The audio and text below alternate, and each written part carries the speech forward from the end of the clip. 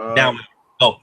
Yo, what's going on, people? This is another Xstream, like Xstream back in the day, you know, like extremely, what we call it, like retro. Bro. Oh. Yo, what's going on, people? This is another Xstream, the remix. like Xstream. So anyway, we got me and Hoarder tonight. We're supposed to have some other people. They might have had other things that came up to show up, but however, tonight what we're going to be talking about is our top 20 TV sitcoms pre-2000. See, we're keeping it retro. Everything's pre-2000, before the millennium. So top 20 TV sitcoms, not other shows, specifically sitcoms for tonight. And at the end of this, we're going to have a little bit of like surprise for you. We're going to talk about a little bit of something else, and we'll save that for the end. But for now, me and Hoarder, we went with top 25. Kind of in no particular order, but like I kind of kept an order to it, and we have a lot of backups if we need, with if we talk about the same thing or what, so we can always go into something else. But that's it. I guess you can kick it off, Hoarder, with however you want to do it. All right, guys, how's it? Welcome to a little bit earlier version of Extremely Retro. We're trying to get a variety of people on, like John said. Anyone that is a pro at our subject content, hey, it's more willing to come on. We'll give you a shot. If you act a fool, you probably won't get re-invited. But we like to invite different people, meet different people in the community. But anyways, TV shows, man. TV shows there's so many growing up. I mean, it depends on your age too, but pretty much they're running a lot of TV shows that were done in the 50s, the 60s, and in syndication anyway. Nick at Night. You also have, your sitcoms, and then you got your primetime TV shows, the drama, the action, that kind of stuff. We're gonna hold off, along with the variety shows such as musical shows, such as Star Search and Saturday Night Live, variety improv shows. All those will be sometime later in the month. But now we're specifically talking about for the most part, half an hour sitcom that you would watch either on Nickelodeon or back in the day when, family night at like 7, 8 o'clock at night. But yeah, we have a list of what? I think we got 25 to discuss each. Mm-hmm. How we're gonna do it is, I'm gonna say one off my list, and if it's on John's list, he's gonna talk about it as well. So, you want me to start with the first TV show? Yeah, sure. Okay, so I'm not gonna go too in depth because a lot of these, to be honest with you, I don't own. And I haven't watched probably since, believe it or not, because every time, since I started watching VHS, DVDs, Blu-rays, I'm more of a movie fan than a TV show fan, other than currently the Game of Thrones. That's my joint. Plug, check out the live stream. First show, bam, has to be up there with my favorites. Very relatable to me, my life at the time, kind of, me being the youngest out of 4 brothers and sisters. I always had one of them kind of not bullying, but kind of picking on me. And then, my mom, dad, they got divorced at, relatively young age, but, there's a lot of arguing going on. But that is Married with Children from 1987 to 1997. So it ran for 11 years and 263 episodes. So you're very successful if you can pass 100 episodes, but 200, it's pretty rare that series can run past 10 years and do over 200 episodes. But come on, the Bundys. So you guys know all about Kay, Al Bundy, Kelly, Christina Applegate, and what's the kid's name? Played by David Faustino. Bud, or was that the dog? I think it was Bud. You frozen, John? John is frozen. Okay, you're kind of lagging. But yeah, they had the little dog. They had neighbors. Remember Darcy? Do you remember? It was Darcy and that other dude played by Ted McGinley, but another dude played him even before that. But it's been a while. I mean, I think I opened it to check it out, but I haven't watched this actual set. Yeah, it is Bud Bundy. So if Brian, if it was Bud Bundy, what was the dog's name? I thought that was Bud too, right? The dog? Yeah. I thought the dog was named Bud too. Bud or Buck, something like that. Okay. Buck. Okay, you're right. The dog was Buck and the son was Bud.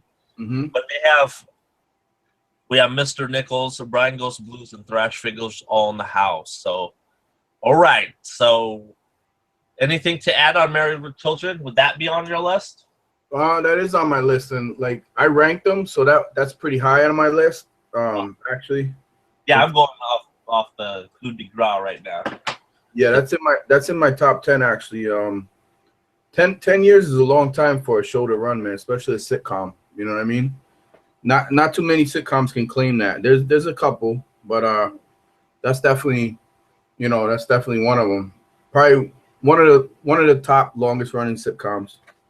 Yeah, it was on Fox, right? Yep. It aired on Fox, which would have been Channel 13 for me at the time.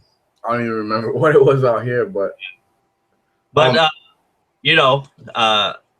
don't think he's done much. He might have done some B shit, but Christina Applegate, she's in a lot of comedies. I think her last one was Vacation, the reboot. Katie Seagal, of course, did the Sons of Anarchy, and then Al Bundy. He's getting up there in age, but he's done a few, main other spin-off TV shows. Not spin-off, but he's done. Was it Modern Family? Yeah. Modern Family, I think it was. I say whenever whenever Ed O'Neill has some type of sitcom on TV, he always has like the hottest wives. You know what I mean? Like he's got like Sofia Vergara in Modern Family, and Katie Seagal. She was pretty easy on the eyes back then too, as Peggy and stuff. So it's pretty funny. And then I remember in the show Married with Children, he was always trying to like look at other women. Oh yeah. Always be making comments about fat women and their feet because he worked in the shoe store and shit. But that was hilarious, man. He was one of those kind of, they made it portray as that, loser husband, kind of like deadbeat dad, kind of like dead end job, but he would just come home, drink beer, fucking put his hand in his pants. Yeah, hand on the pants. How's it going, Culture Freak? Welcome. So I don't know, Culture Freak, man. You might have, hopefully you heard some of these TV shows, but feel free if as we go about saying and if you watched it or not, because I'm curious if they play a lot of our TV shows over there in Belgium. And then Leroy Green is in the house. Well, I'm getting a lot of activity on Google, on Instagram, so we'll see. MCD liked it, so hopefully he can watch. Remember that cat, MCD? That's like a retro thing. Yeah, he's retro now too. He's cool. Yeah. He's cool though. So Married with Children, there you go. Bam! One of my tops. all time. Booyah. All right. All right. For me, man, I ranked mine. Like, I'll basically start at the bottom of my list. Because we did 25, but we got alternates. Start from the top. The best. Oh, you froze. What? You're breaking up, man. You might have to transfer to your phone. We don't hear ya. 78, starring Abe Vigoda. You're breaking up, bro. Can you hear me? Yeah, now, but it's like it's. Yeah, internet's fucking up, dude. No, keep going. Fish, 2 seasons from 1977 to 78. It's a Barney Miller spinoff. And it starred Abe Vigoda. Todd Bridges was in it, who was also in Different Strokes. And yeah, it was just basically it was after Fish left the Barney Miller show, but he started doing the show right when he was about to go off Barney Miller, and then he wanted his own show, and they gave it to him. It was basically about a guy and his wife who adopt street kids and have them living with them and stuff. But it was a pretty enjoyable show for what it was back then, man. And I liked it a lot.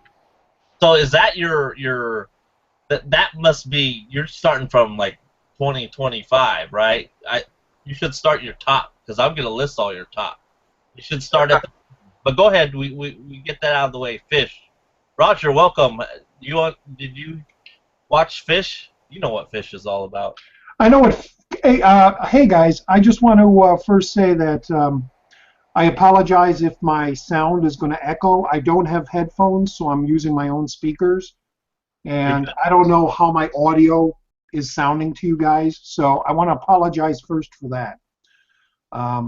Man, you got a big collection. I'm just looking at you now, Hoarder, man. I'm just. Yeah, my videotape. You don't watch my videos. No, I'm kidding. No, I do, but I never watch them full screen. I just put this full screen. I'm like, damn, you're surrounded, man.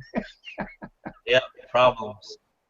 But yeah, Fish. Yeah, I never, I might have watched 1 or 2 of the episodes. I was more of a Barney Miller fan, and I never kind of went off on the Abe Vigoda thing. Spin-offs from certain TV shows are kind of hard for me, unless there's some really good kind of hook there. I thought Fish was really a decent character in the Barney Miller universe, but for them to make their own show about this guy that's just and his little quips or complaints about life or things, it didn't attract me. So, hey, John, how's it going, man? What's up, buddy? Good to see you finally. Yep. Okay, so anything else to add, John? Okay, I hear. So, do you have an open, Roger? Do I have what? There was an echo, so I think that was you opened up the window to look at the chat. Well, well, I can close all that down and let you do the chat. You don't have to close it. You just have to mute it. Like hit the mute button on that one. No, I don't have any chat open right now. Okay. I'm actually, I just uploaded a video which pissed me off because it was uploaded already and it came out all blocky. Tomorrow's defending, and so I'm hoping it's not just because you're hearing my speakers. No, it was like a way long delay. It was like a minute.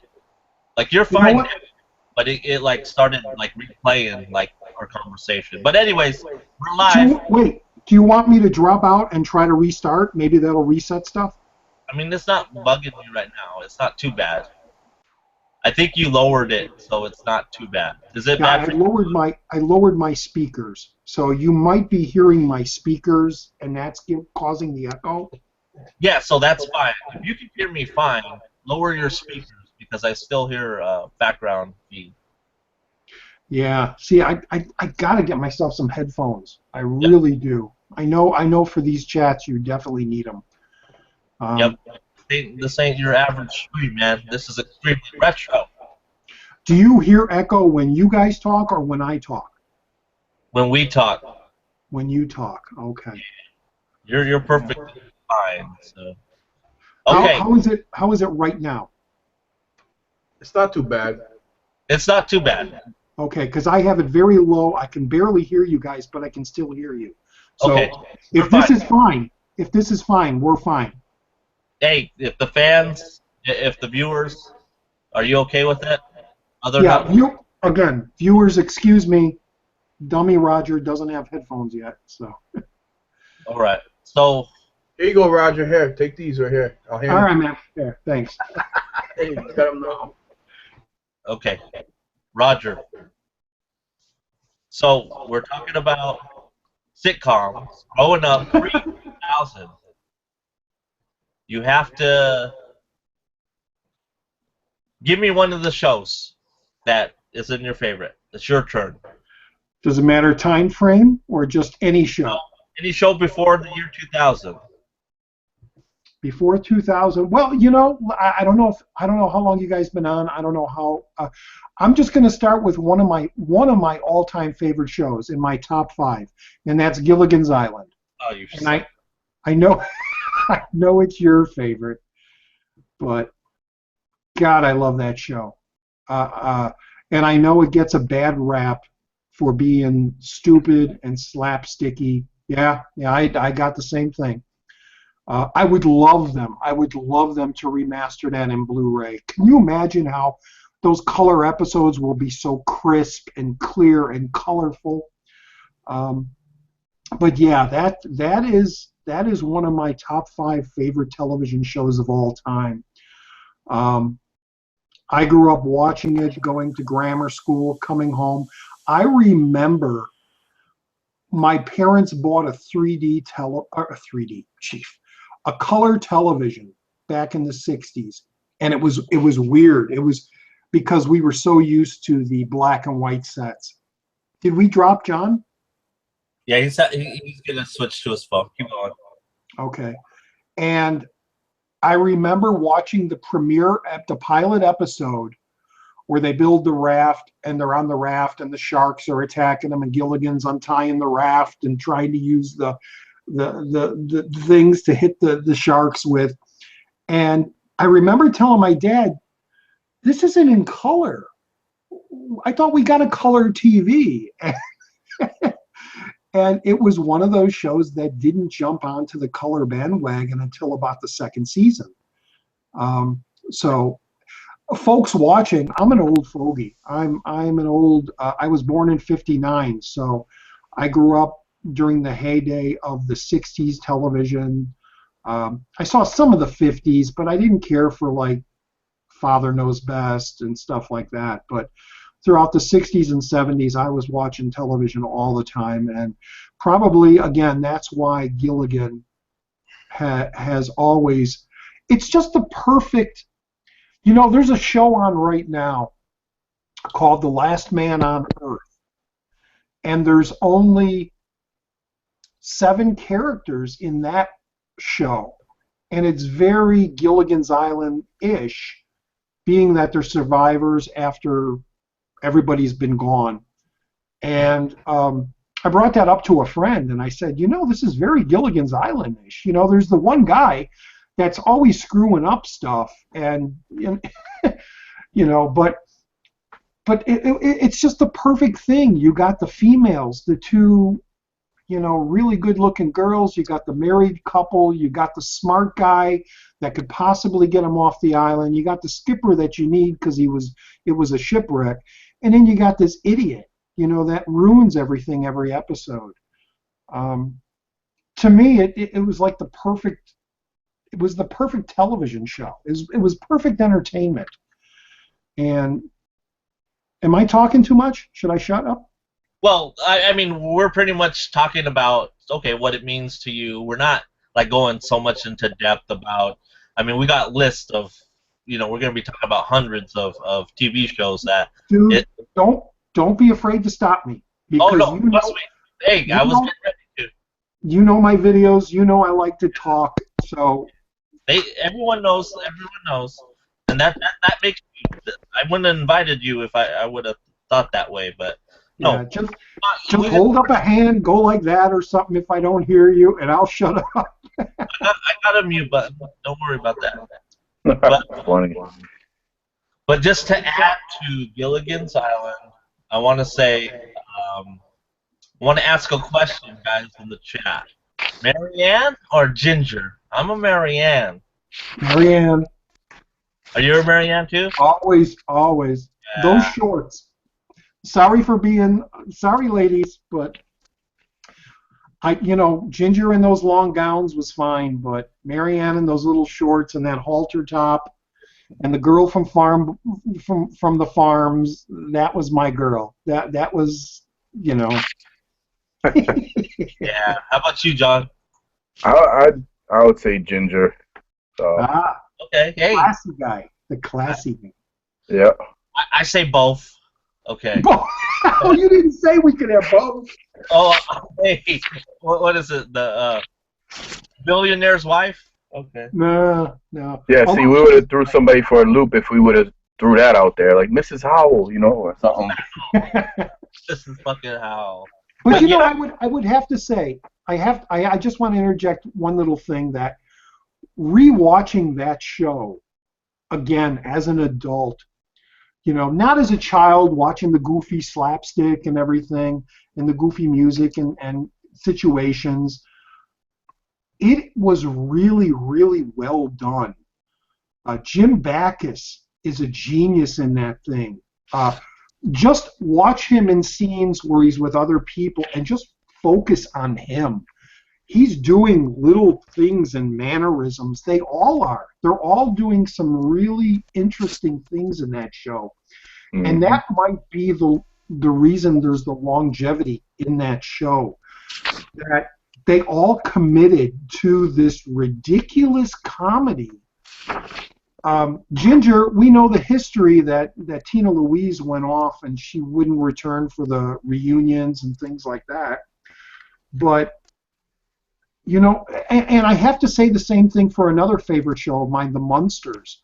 When you watch Fred Gwynne and Al Lewis, they are so committed to their parts and they are doing these reactions, these facial things and movements they're amazing for something so simple and so slapstick and early television, Mm-hmm. I love revisiting that stuff and like I said, as an adult watching that stuff and just being fascinated going, wow, they're really working this, So Okay, you guys, John? No, that's definitely one of the ones I enjoyed a lot too, growing up. Of course, I seen like more like the later seasons or what, and like a lot of syndication, because I'm a little younger, but than Roger, but I'm older than Hoarder, so I'm like in between. So I was like the real young kid watching a lot of these shows in the '70s and like early '80s. So, but yeah, everything that Roger said, I agree with, man. Like it was like a lot of these guys were precursors to like, and a really physical comedy type, like a Jim Carrey or something, and you can just like almost imagine him growing up watching some of these shows and taking cues from it and stuff, But yeah, like definitely awesome. I used to love watching Gilligan's Island, and then when you grow up, like Roger said, you're like, well, why didn't they do this to get off the friggin' island or whatever? But you don't think about that when you're watching it. So. Yeah, why didn't the professor do this? If he could do this with a coconut, why couldn't he do this?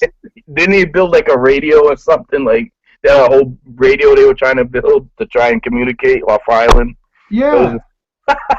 And then they found, after a typhoon or something, they found the cable for the telephone system, and they were tapping into it. And Gilligan kept getting wrong numbers, and nobody would believe them. And it was an ingenious show. It really was. Sherwood Schwartz, who then would go on with Brady Bunch and the other shows.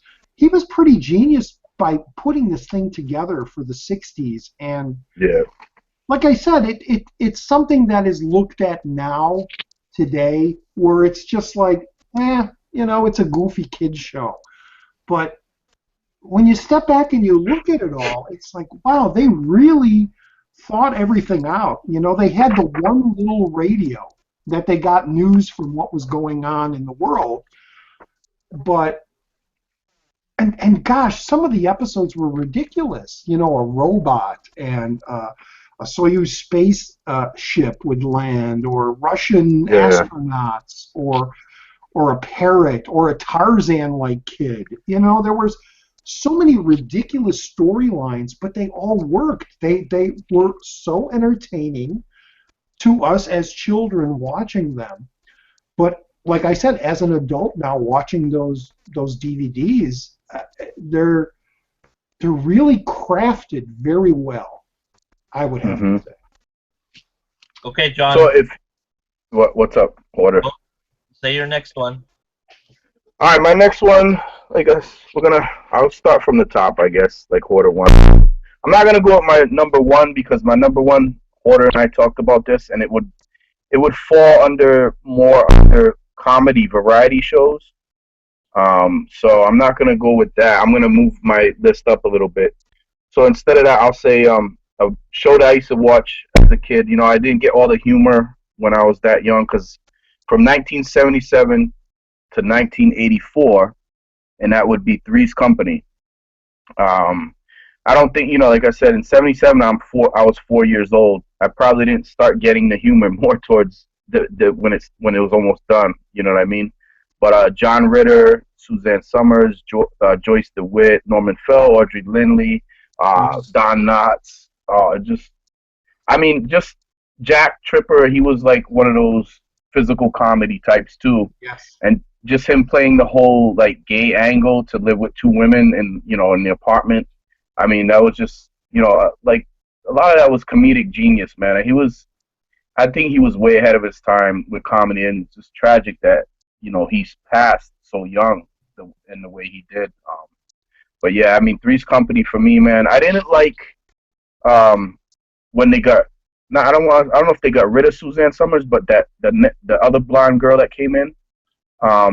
I started not to enjoy it as much when they lost Suzanne Summers, or she went on and did other things. But yeah, it was a little bit. I think that was her cousin that came, wasn't it, Roger? Like, yeah, they played that angle.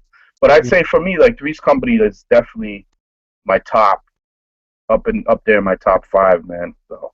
Are you talking about Chrissy? Well, Chrissy was Suzanne Summers' character, but who was I can't remember the name of the blonde that came after her. I think it was her cousin, or it was some kind of relation. Hold on, I think I got. I was going to say, is anybody on IMDb to just kind of do a? Yeah, I can do that, but I have another show with. But while you're looking, I have to totally agree with John that Ritter's slapstick really made that show. That's another reason why I was drawn to it, because he was so good with the jumping around the couch and falling over and the mannerisms and the weird faces, and even though it was one of his last movies when he did Bad Santa as the store manager, he was even doing those little mannerisms, like, and it was genius. He really was a comic genius, and he died way too soon. But yeah, that was the draw. Me, I was a little older than you, so the women drew me in too, of course, especially Chrissy. But yeah, Ritter really made that show. John, you talking about Carrie? Who? Carrie. Priscilla Barnes? Yeah, Priscilla Barnes' character. Oh, because there was another, like, Cindy. That was the cousin. Cindy was like the country, goofy kind of country girl. Mm-hmm. At the very, like, towards the tail end. But Terry came on as, I think, just a different roommate. I get those two confused, like, between Cindy and Terry. Like, those two, I think I get confused as to... Look, There's Okay. Terry at the bottom. The top is the one I thought you were talking about. Yeah, the one in between Mr. Furley and Jack Tripper's friend. Yeah, she was, I guess, her kind of. That's Cindy. This is Terry down here. Okay. So Cindy, like she was on a bunch of shows like later on in the series, correct? Mm-hmm. I think Yeah. she's the one who kind of like, I don't know, it fell off. It didn't fall off. I mean, it was still funny and everything, but I lost a little bit of interest when she came on versus when Suzanne Summers, because I agree. even though I was a kid, I still liked eye candy. You know what I mean? I wasn't, red-blooded American male and stuff. Sure. So, yep. But Okay. yeah, those loins were developing. definitely. Yep. Now, can I ask you? Did you think it lost something when the Ropers left the show and they got Furley? I like Norman Fell's character. I think he had that like really dry sense of humor, like to the point. I really like this. He made me laugh too, as him and Jack Tripper. Did we lose him?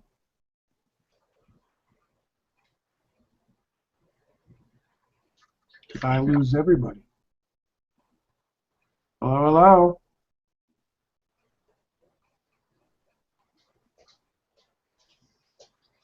Just keep talking, Roger. Okay. I wanted to hear from you. I didn't know if I dropped off or you guys dropped off. So, I'm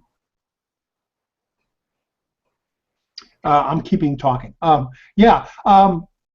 Furley, Don Knotts, I've always been a fan of Don Knotts, of course, from Andy Griffith and everything, and I really loved his movies that went off, his Ghost of Mr. Chicken and those type of movies that he did. And I thought he was a good replacement for Norman Fell, but I have to agree with John that Norman Fell really, really had that deadpan humor, and the whole, he's gay living with these two women, really, listening at the door type stuff, really, really worked. Yeah, they did. I don't know if it's a spin-off, but pretty much Too Close for Comfort. Do you remember that show? Yeah, with Ted Knight. Now, is that a spin-off from Three's Company? I thought it was, because unless he was like a character or a different character in Three's Company. I could have swore when that ended, there was Three's a Crowd, but at the same kind of time there was Too Close for Comfort. Well, they did spin off the Ropers on their own show, where it was the husband and wife, and they moved to Florida or some other place, and they took control of another apartment building, and I can't think of the actor's name, the second banana in the Larry Sanders Show. Hey now, Hank Kingsley. He was like one of the residents in that apartment building, and I know that was a direct spin-off of Three's Company, but I didn't know the Ted Knight Show was a spin-off. Okay, I like I said, I assumed I wasn't 100% sure. Yeah, I mean, I might be wrong. All I knew is that when Too Close for Comfort came out, I thought it was its own little thing, Right. But so after Married with Children, I had, of course, Gilligan's Island on there. That was what I was going to list. But as you can see, it's kind of a timely. It doesn't age, It's pretty fun. A lot of these shows that we watched growing up, I think we're always going to just accept them as never aging, because they are all a part of our lives growing up. They all have you watch Gilligan, I remember grammar school. You watch this show, I remember high school, And like I said, even with Gilligan or Munsters, as cheesy as they were, looking back on them now, for people now looking back on them, that was all we watched when we were kids. You know, we didn't have cable. We didn't have all these channels, all these opportunities, all these different shows to watch.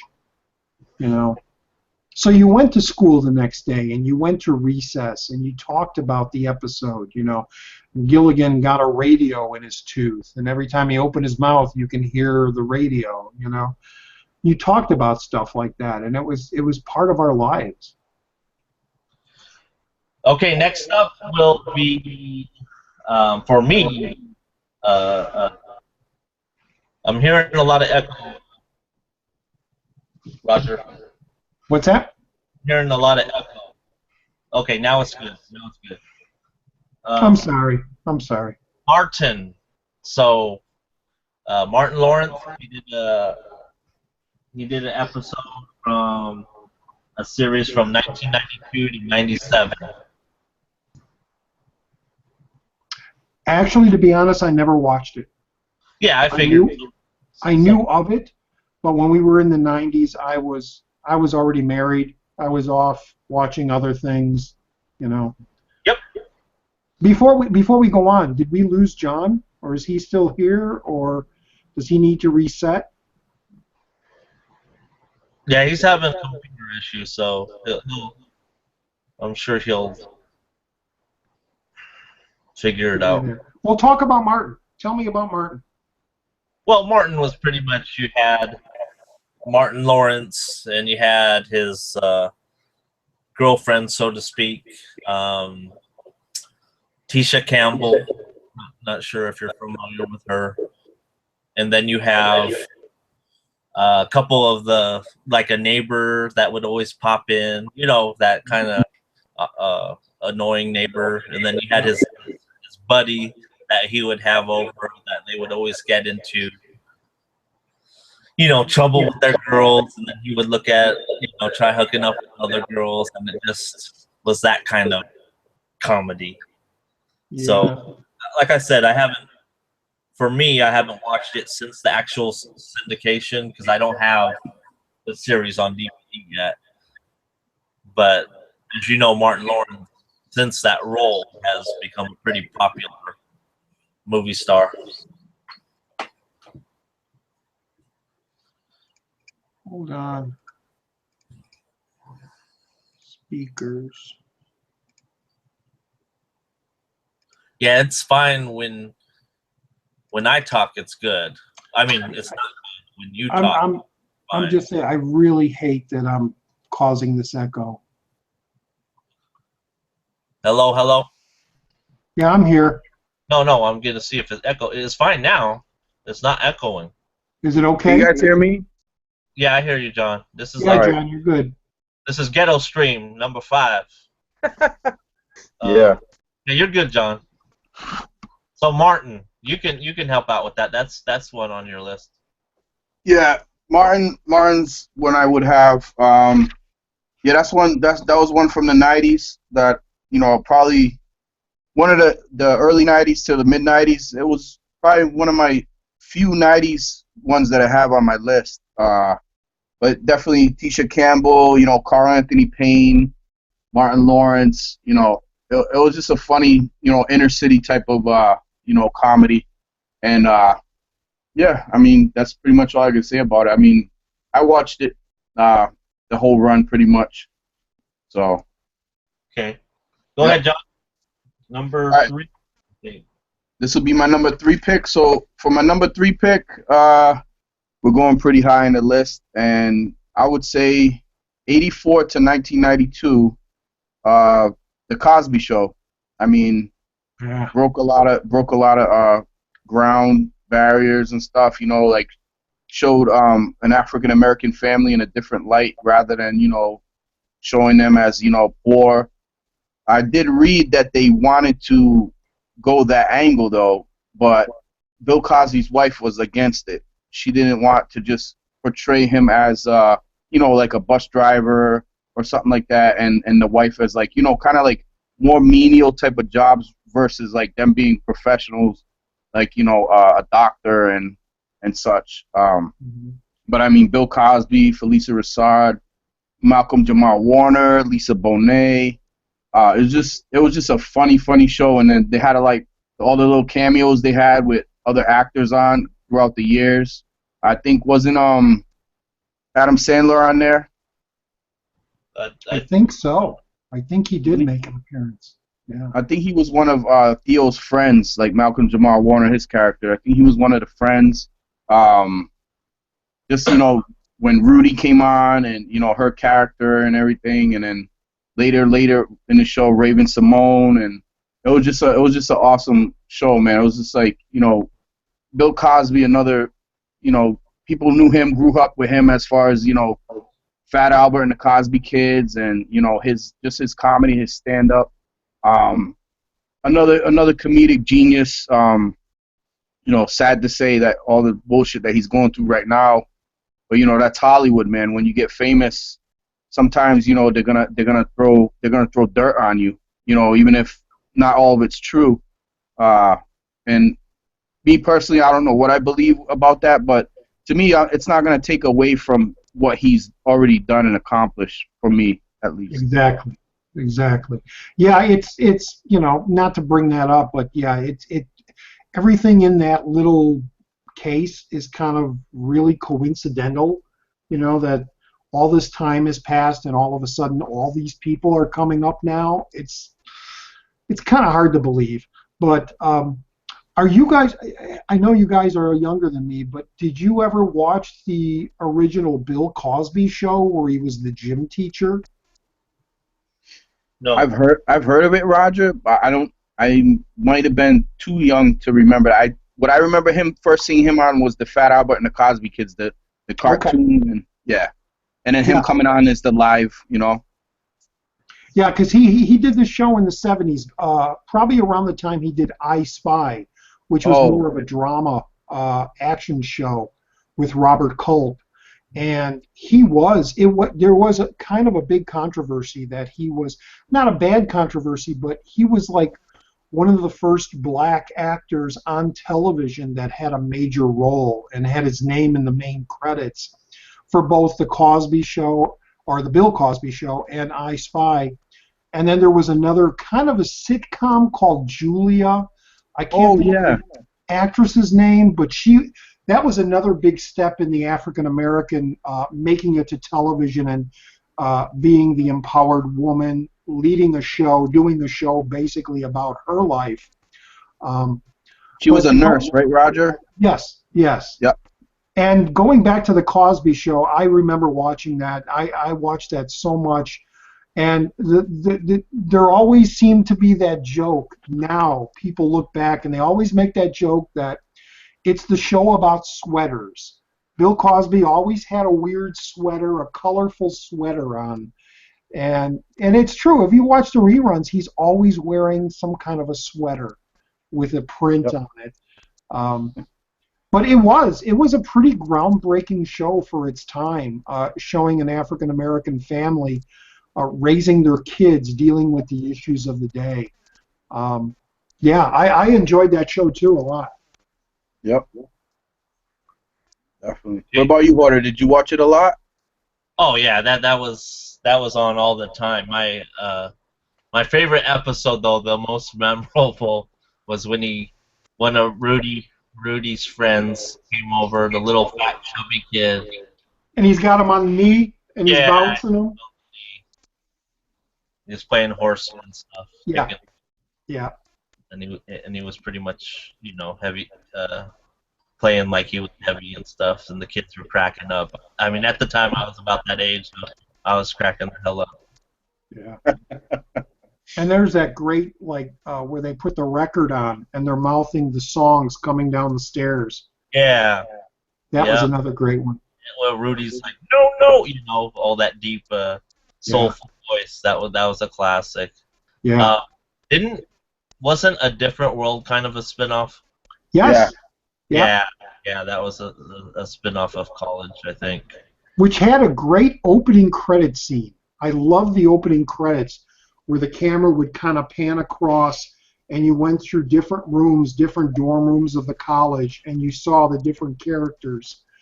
I thought that was a great opening to a television show. Yeah. Yep. Okay. That's another one. Yep. Roger, go ahead. Another Yep. show for my top 25? Yep. Okay, we're going to keep it back in the old days since I'm an old fogey. I'm going to bring up Green Acres. Oh. Green Acres is the place to be. You guys probably watched those in reruns so many times. Let me just say this. The way I look at Green Acres is if Rod Serling from The Twilight Zone was hired to write a comedy show. That's what Green Acres was. That's a pretty good analogy right there for that, man. Because you have, the straight man with his goofy wife, who's not American, going out to the country in this broken down farmhouse and dealing with all these bizarre, weird characters and trying to make sense of it all. Mm-hmm. It's very surreal. It's very, again, another one of those shows that was kind of ahead of its time, but it was weird. There's one episode where he decides to paint his farmhouse, and they can't sleep because they're hearing this noise, and they're like, what is that? And the guy comes by and he says, well, your wood can't breathe. The wood's trying to breathe because you painted over it and it can't breathe. I mean, where do they come up with ideas like that? It was so surreal and twisted. The phone was always on the top of the pole. Whenever the phone rang, they had to climb the pole. And Mr. Haney would come by and try to sell things. He knew what they needed when they needed it, and he was always trying to make some weird deal. You had the agricultural guy that would come by, and he didn't know if he was coming or going. He would say things, and then he would correct himself, and then he'd say something, and he'd say, well, it's a good day. Well, it's not really a good day, but it is a good day if you look at it this way, but not if it rained. But it's not raining today, but it could be, and that would be a bad day. It was written so weirdly, so bizarre, and I think that's why it stuck with me. And it's one of my favorite TV shows. It really is. Yeah. Definitely. Yeah, I'm familiar with the Green Acres. It had, a lot of pigs. Yeah, Arnold the pig. Yeah. So Who would watch TV. yeah, way before my time. But like you said, I could catch it at Nickelodeon, Nick at Night, scanning through. Yeah. That's the only way you can see it now. I think they released 3 seasons on DVD and then they stopped, maybe because people weren't buying them. But that show lasted 8 seasons.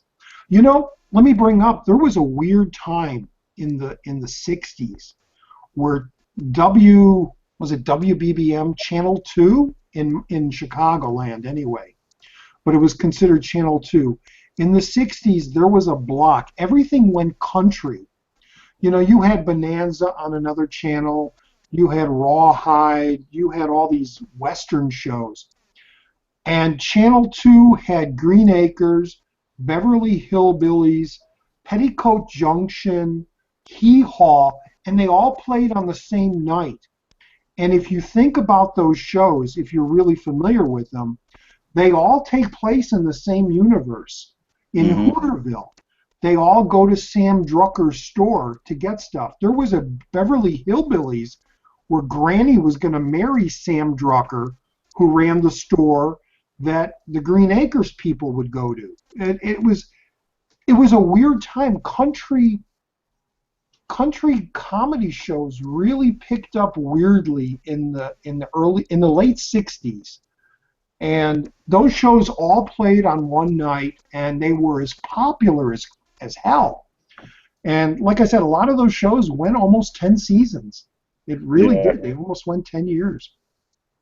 Yeah, I agree, man. A lot of the country stuff. I remember watching reruns of The Rifleman with Chuck Connors. Yep. that was, you know, I remember, yeah, there was a lot of country stuff on back then. Like, you know, I remember that too. Like, it would be in syndication in the 70s and stuff, from the 60s stuff. But yeah, Beverly Hillbillies, I watched that a lot. Yeah. Maverick, you had Bonanza, you had Ponderosa. Yep. You had all that, the Big Valley, all this Western stuff that I was like, I'm going out with my friends and play. I didn't care for that stuff, you know, which is, I'm still to this day, I'm not a big Western fan. There's not a lot of movies I like of Westerns, other than the Clint Eastwood, Sergio Leone things. Yeah. Yeah, it never got to me, but there was a time when that was a big thing, especially on television. There were Western shows everywhere. Mm-hmm. So that's my little pick there, Green Acres. All right, my number 4, classic show, all-star cast, or well, they are now, or right after the show. That is Cheers. Nice. 82 to Yes. 93. Cheers. You know, it's about that bar that, you know, all the locals. Where everybody knows your name. Yeah, pretty much. Norm. George Wentz. Then you had some of the, you know, the people that would visit would be, you know, your B.B. Newworth, Kelsey Grammer, that kind of, you know, the couple that never got along. Then you had the people that worked there, which Shelley Long was pre-Kirstie Alley, right? I don't think they were at the same time. Maybe they were. Maybe No. like never. No, Okay. never. Shelley Long went off and started doing movies. She tried to be a movie star. Yeah. And that's when they got Kirstie Alley in to take her place. Woody Harrelson. Yep. There, Al Rosen, John the Mailman, John Ratzenberger. Yeah. Rhea Perlman. Yeah, Rhea Perlman, Danny DeVito's wife. I always found that kind of funny that those two. Although they kind of look like they would fit together good. No, exactly. That's why I was like, it's a unique pairing. But pretty much you had Ted Danson, not Ted Danza. Who is it? Ted Danson, yeah. Oh, Ted Danson. Okay. Yeah. He was the one that pretty much was like, you know, always going out for the hot babes, you know. Yeah. The Playboy. But it was just, you know, it was mainly a one setting type scene, you know, for the episode. So it was, for me, it was something that is an easy watch. Had its moment. It was comfort food for me, you know, every Thursday night. You know, it was like Seinfeld was. You know, it was must-see television. You made plans to be home that night, just like when Seinfeld is on. You have to watch the new episode. And Cheers, I believe, was the Thursday night block. And the first season went through, and I think Coach was the bartender, and he passed away. Mm-hmm. And then they got Woody. And yeah, that again, another one that lasted almost 10 years. So you're talking a whole decade that people were looking forward to that show every week. And it was comfort. It was over the winter. You know, it was too cold to go out and do anything. So you came in and you watched Cheers. It's a great pick because there's so many great classic episodes. You know, they always had the competition with the other bar.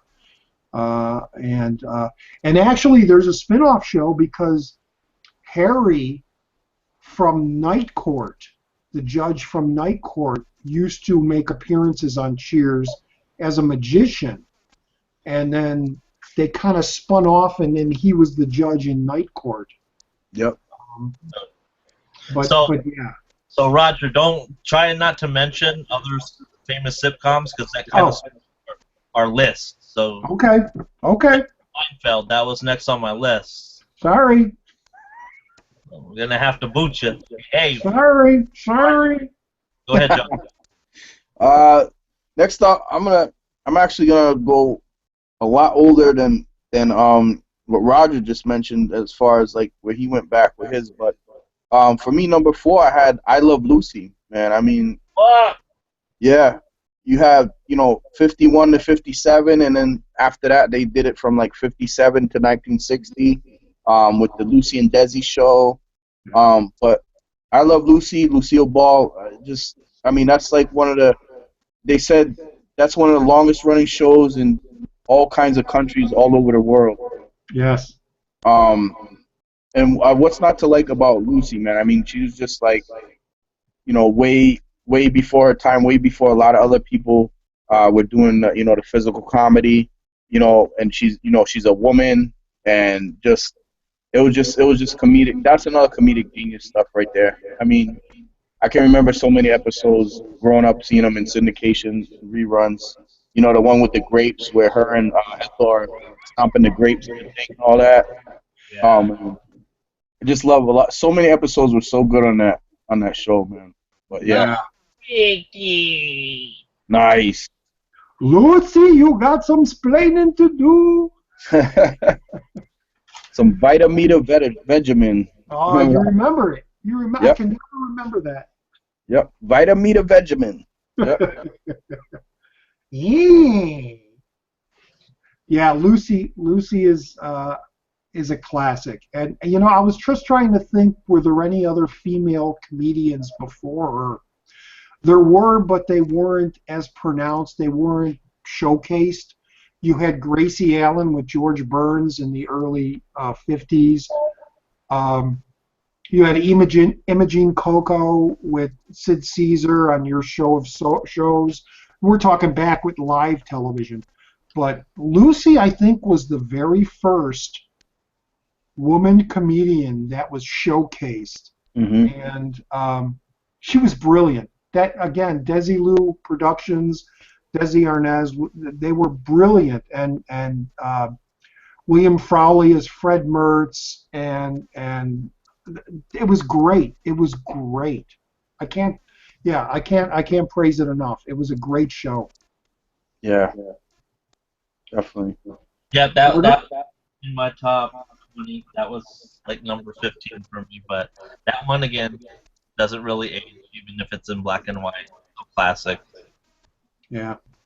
Let me ask you: have you guys watched or have you guys seen her other shows, like the Lucy show that she did in the '70s in color, and other ones where she had I can't think of the actor, but it was Mr. Mertz. She worked in a bank.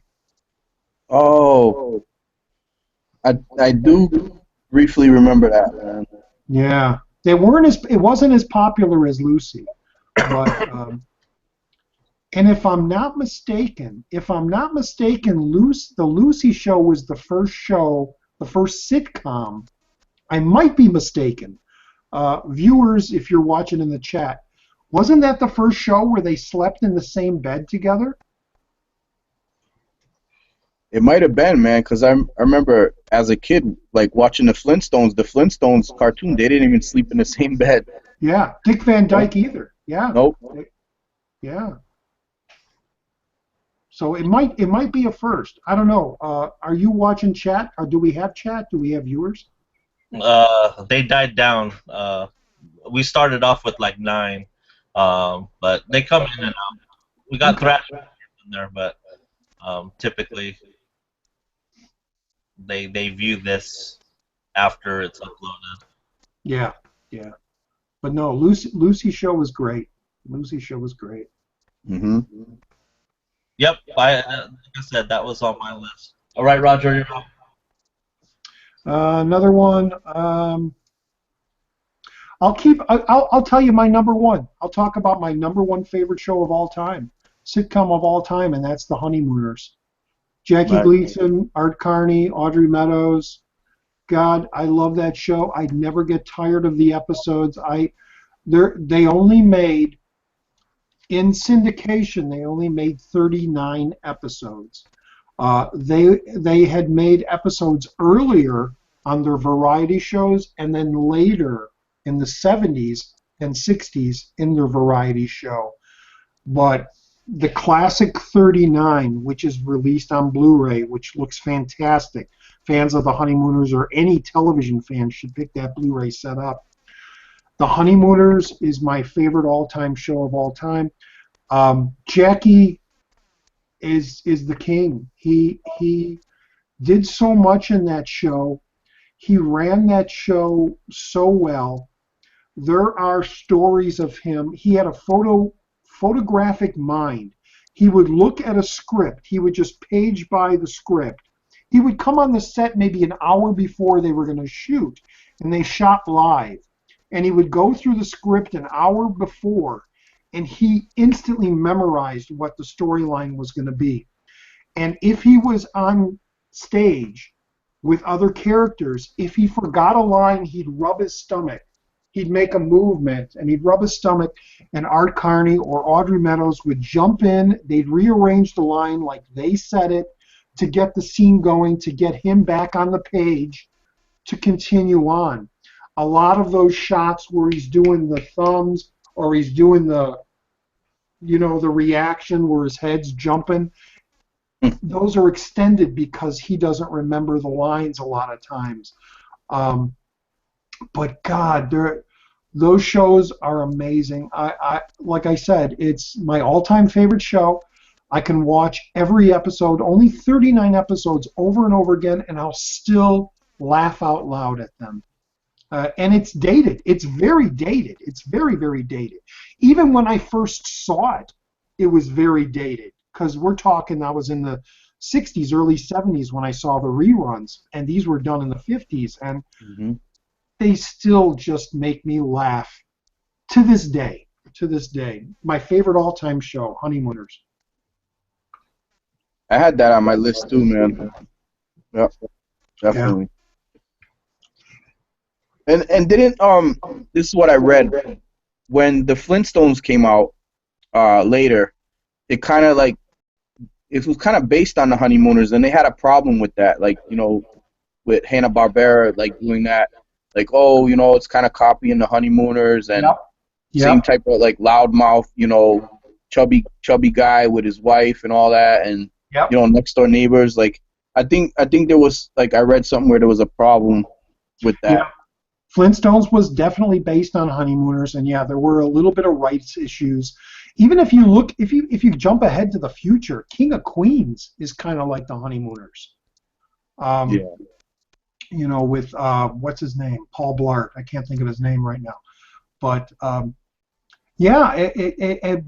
again, the Flintstones. There's another one that isn't on my list, probably because I thought, well, it's animation, and maybe we'll talk about cartoons, or you already did, guys, talk about cartoons. We already did an episode on cartoons. That is totally the Honeymooners. Of course, more outlandish because they can get away with a lot of things with the Great Gazoo and things like that.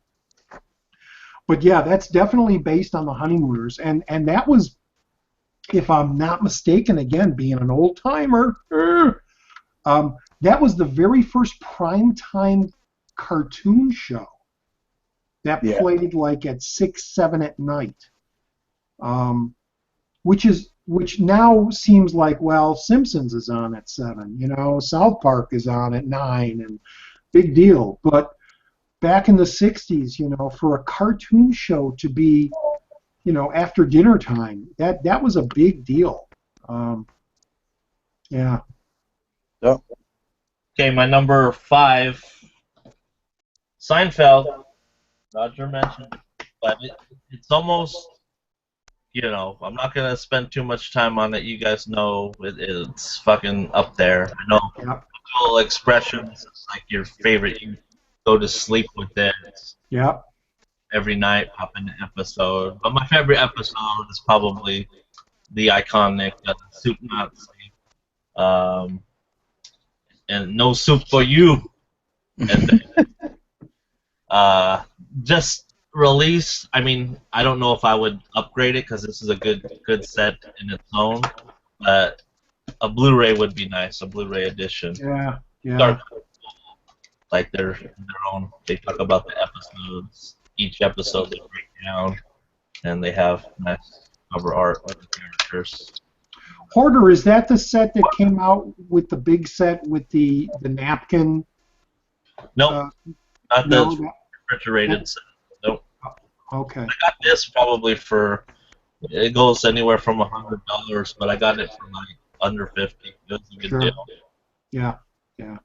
You wait for that stuff to come down. Yep. So yeah, Seinfeld. We don't have to talk much about. John, Did you like? Do you even like the first season? The talk. Most of the talk online, well, it's online, so. But there's a lot of people that poo-poo the first season, saying, well, they still didn't know what they were doing yet. They didn't get the structure of the storyline continuing through and everything coming together at the end for the big laugh. I agree with you. I still love the first season. I think it's great.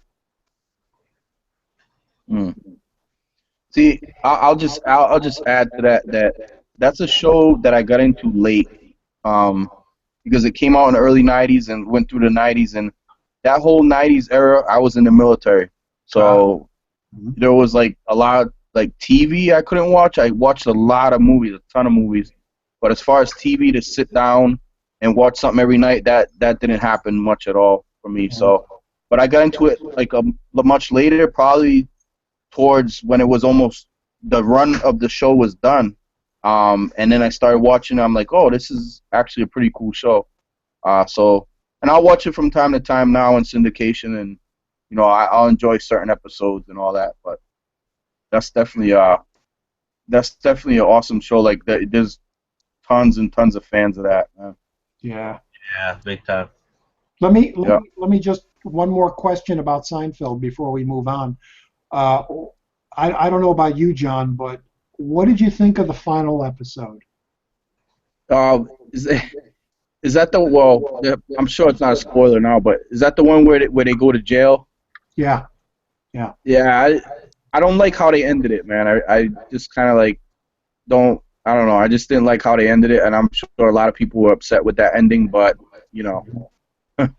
there was no resolution there, no resolve, and you're just kind of left like, well, what happens?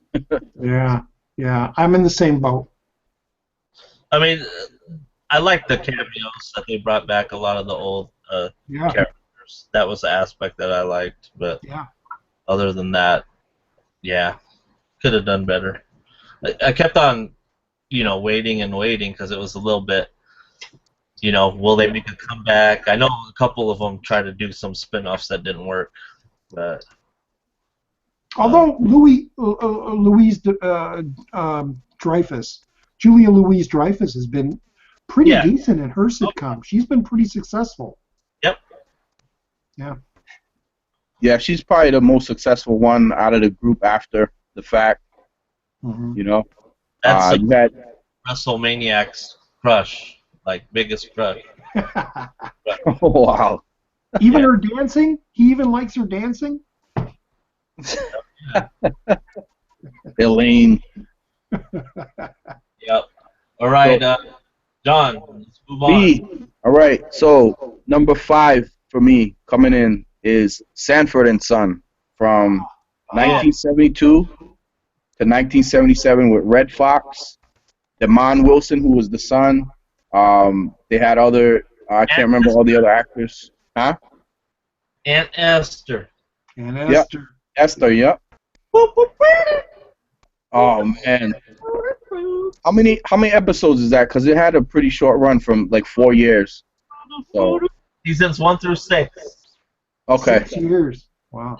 Yeah, it had a total of 135 episodes. Nice. 36, it says. Classic. Well, I mean, Red Fox, he was a comedian before he started the show and everything, and just like, funny guy, and just like every episode I watched of that, like, just like I laughed my balls off even as a little kid, like, you know, because he went into the whole, he was having a heart attack. Elizabeth, I'm coming, Elizabeth. I was just like, look at this old man like acting a fool, man. Like, it was just so funny, man. And he always like he'd always berate his son, you know, and call him dummy and all that and everything. Like, you big dummy, like. Such a good show, man. Yeah. So. Yeah, I watched a lot of them when it first aired. Again, it was the time when I was more out playing and goofing around with my friends. But actually, within the last, I'd say 12 or 15 years, I really started watching the reruns. It was one of those shows that kind of came on right around the time I would go to bed. Along with Three's Company, and I would watch both those shows before I would go to bed, and I really grew to appreciate that show. I always thought it was just like a cheap sitcom, you know, and boy, there are some, you mentioned Esther, great character, Lamont, hey, Lamont, and Grady, and so many really funny situations they got in. I really like it. I really do. Yep. Who's up? Roger. I think I'm up, and I'm going to jump to the future here. Oh. Let me look at my list here.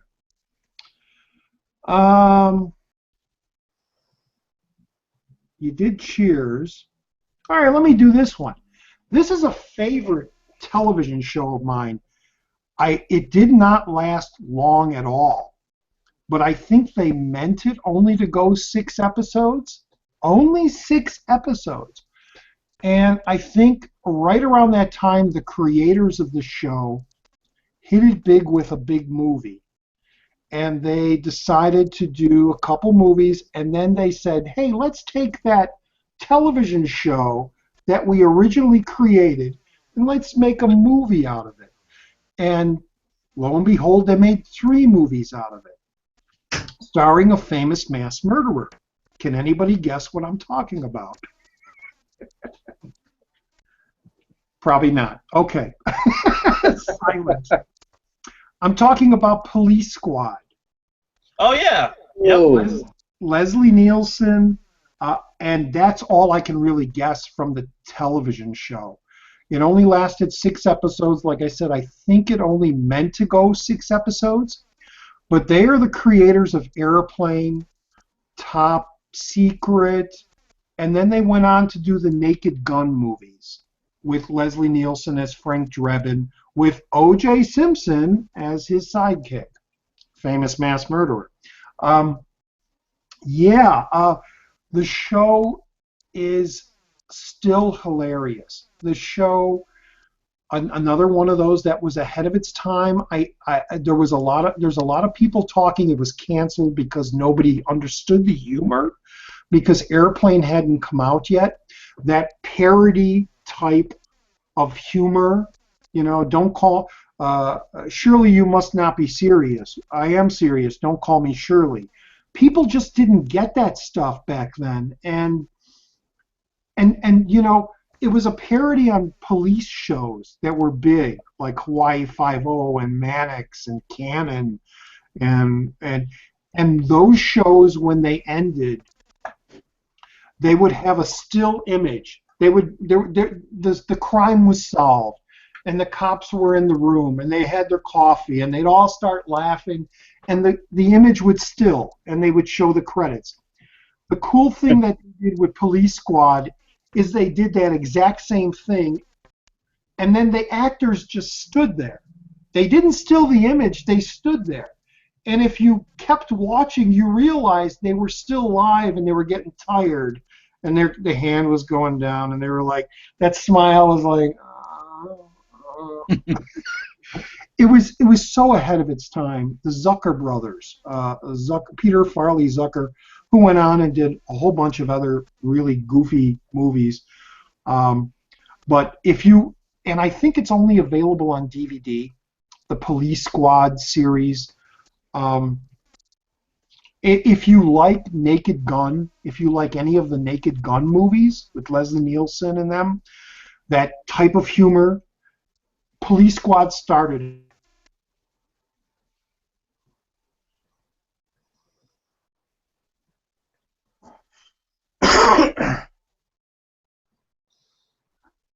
Your audio's not coming in. Can you hear him, John? No. Can you hear me? Yeah, I hear you. We can't hear you, Roger. All right. Yeah, I Police Squad. I've heard of that. 1982. Okay, but I can't. I don't remember watching it, so I'll move on. Hate to cut you off, Roger, but we can't hear you. Are we at number 6? Yeah. Yeah, number 6. Shit, they're spoiling shit in the chat, so I'll go bring it up. Mama's Family was on my list, so I'll just bring that up now. So try couponer. What's up, man? Mama's Family, wasn't that fucking Vicki Lawrence? Yep, Vicki Lawrence. Yeah, so she had. I love the character of like their stupid son. That Yep. one he would always fucking hit on the head. And then you had the daughter.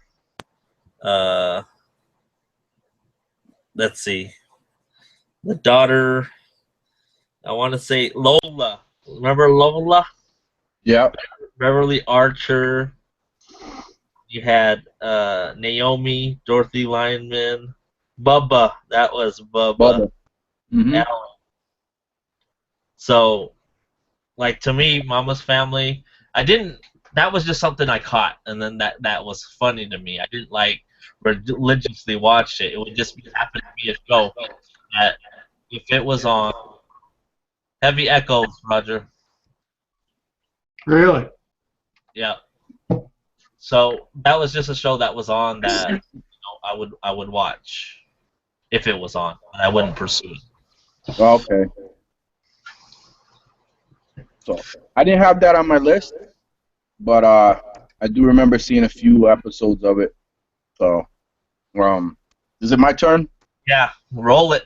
Roll it. All right. So instead of going to number 6, because we already spoke about it, Married with Children. We don't need to rehash all that. But I'm gonna jump down to my number 7 and use it as my number 6. It is Good Times from 1974 to 1979 with John Amos. I almost said John Stamos. John Amos. Spoiler.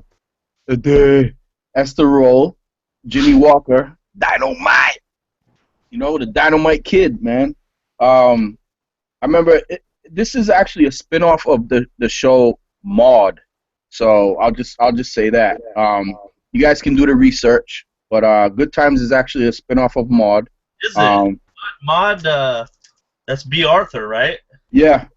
So, that had black people in it?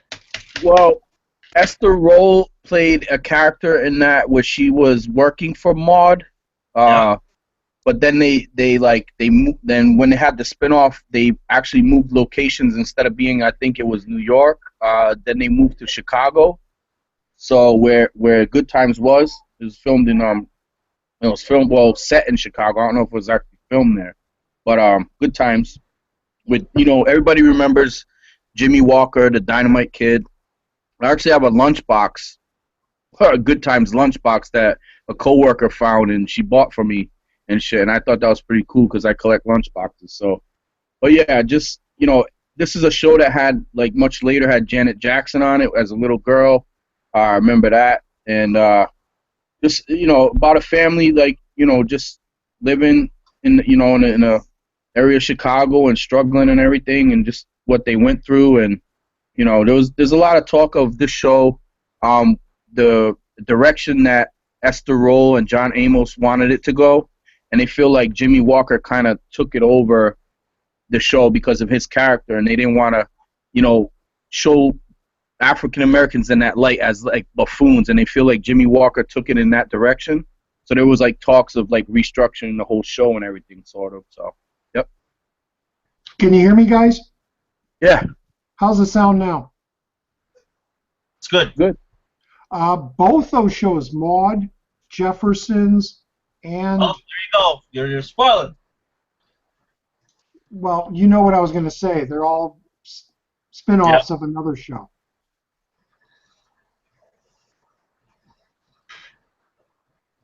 Did you hear me? Yep. Yeah. You're right. Should I not say it? Well, no, I don't think you should say it. Like, if it's a popular one that's going to be later on the list, try and not say it. Let's just try to focus on the show we're talking about. Like Mod, I don't know.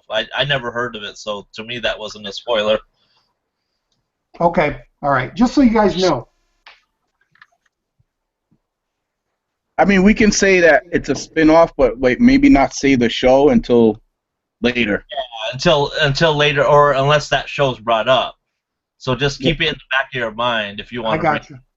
But this is more about, okay, a list like when we go down each list, we want to just talk about that show, because later, I mean, we're only at number 7. So when we get down to the 20s, it's going to be like a lot of these shows that you're bringing up, we're going to talk about anyway. Okay. Well, please excuse me, because I'm not, like I said, I'm not sure of the numbering system. I wasn't sure about bringing up past shows or connected shows, so I'll keep that all quiet then. All right. You're up. We're okay? All right. Since I won't bring that one up, how about I bring this one up? The Odd Couple. Tony Randall, Jack Klugman. Another show based on a movie that was in the 70s, and I think it's hilarious.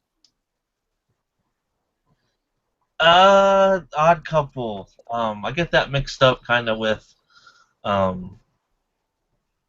don't know if is it. I kind of thought, what was the Grumpy Old Men?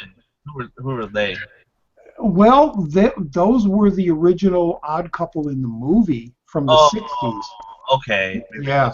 And there's a new version of the Odd Couple with the guy from Friends, and I can't think of the other guy, but it was one guy that's a sports writer who's very slobby, and another guy who's very anal, I'll say, and clean, and he gets divorced and he moves in with his friend who's the sports writer, and there's the constant conflict between the clean and the dirty and what's proper and what's just regular type of thing. And those two actors, Jack Klugman and Tony Randall, I think, you know, the movie was famous. I believe it was nominated for an Academy Award for Jack Lemmon and Walter Matthau. And I think the television series surpassed the movie in humor and probably longevity. There's a lot of TV people, fans of TV, that know that show, that watch the show on reruns. And yeah, it was a good maybe 20 years ago. Geez, that sounds so long, but when I was living in one of my first apartments, I rewatched the show, and I was surprised at how funny it still was. So I'm just bringing that one up. Another old-timer show. Yep. That was on my list, Roger. I had that one. Okay. Okay, cool. Yep. Yeah, from, you know, the 1968 movie with Jack Lemmon and Walter Matthau. I agree. I mean, like, the chemistry between, you know, Randall and Klugman, that was, you know, good. I mean, they did well together. They fed off each other. It was different, but it was still good. Did you guys hear that they were considering remaking that for nowadays? Yeah, yeah. Did that fall through or what? Well, there is a television show that's a remake. Like I said, with Joey. Joey from Friends. I never watched Friends, so I don't know if that's on any of your lists, and I'm sorry if I'm bringing it up. But the actor who plays Joey plays the sports writer, and it's airing right now. I don't think it was canceled, but it's like the new Odd Couple or something like that. Yep. What was that? What would that rank for you? That was up in your number top 10? That actually was in my top 20, in my top 15, in my Okay. top 15. All right. Okay, you're up next. Again, I apologize because I don't know how are you going down from No, best now. best on, or I'm just jumping around is what I'm doing. So. Yeah, we don't know any. We won't know any different. So okay, number. I forget what number we're on, but next on my is.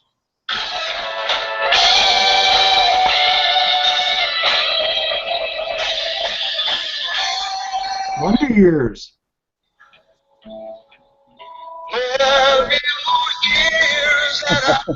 Classic intro, Wonder Years. Yeah. Kevin Arnold, his fucking stubborn brother Wayne, Winnie Cooper. But yeah, that was probably, yeah, I was at that age at that time where it was just so relatable to me about, like, you know, your older brother, your older sister fucking picking on you, or you being jealous of their kid, having a crush on, you know, the girl down the street, and then your buddies, like, who was that, Paul? That fucking rumor that he was like Marilyn Manson and shit. That was stupid. But yeah, the Wonder Years. I wish, you know, I'd eventually get that box set, that locker with the whole complete set. But it's just something that I think Daniel Stern did the voice. He played the older kid towards the end, reminiscent. Right. Not sure if he was the voice actor of it, but when I looked it up, Daniel Stern played older Kevin. Yep. That's I think it was probably number 7 order for us.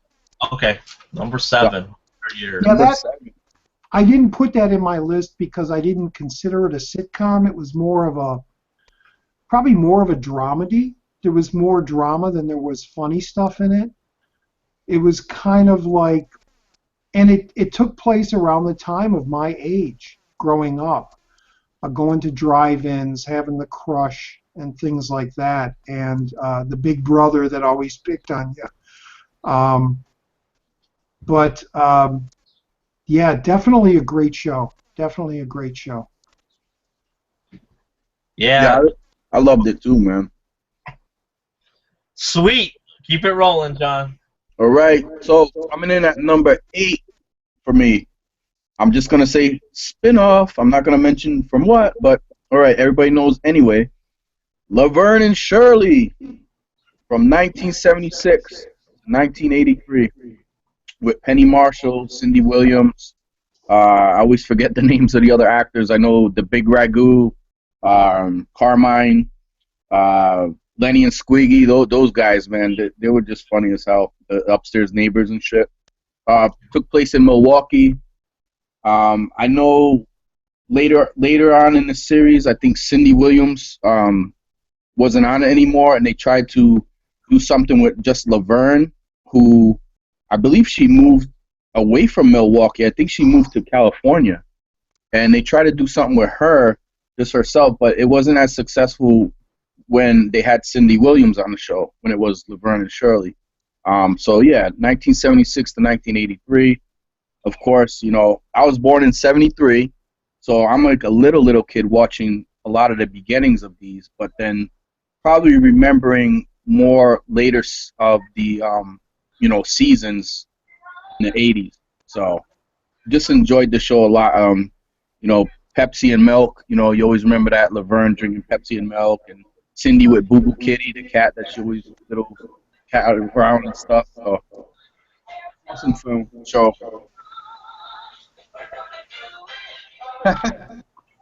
Yeah, another great show that had a lot of slapstick in it. I tried that Pepsi and milk. It fucking's nasty. What a waste. So you actually did that, Hoarder? Yep. Well, I think my sisters and I tried it, or they dared me to do it, and it just, I think it like coagulated the milk or something. It was just disgusting.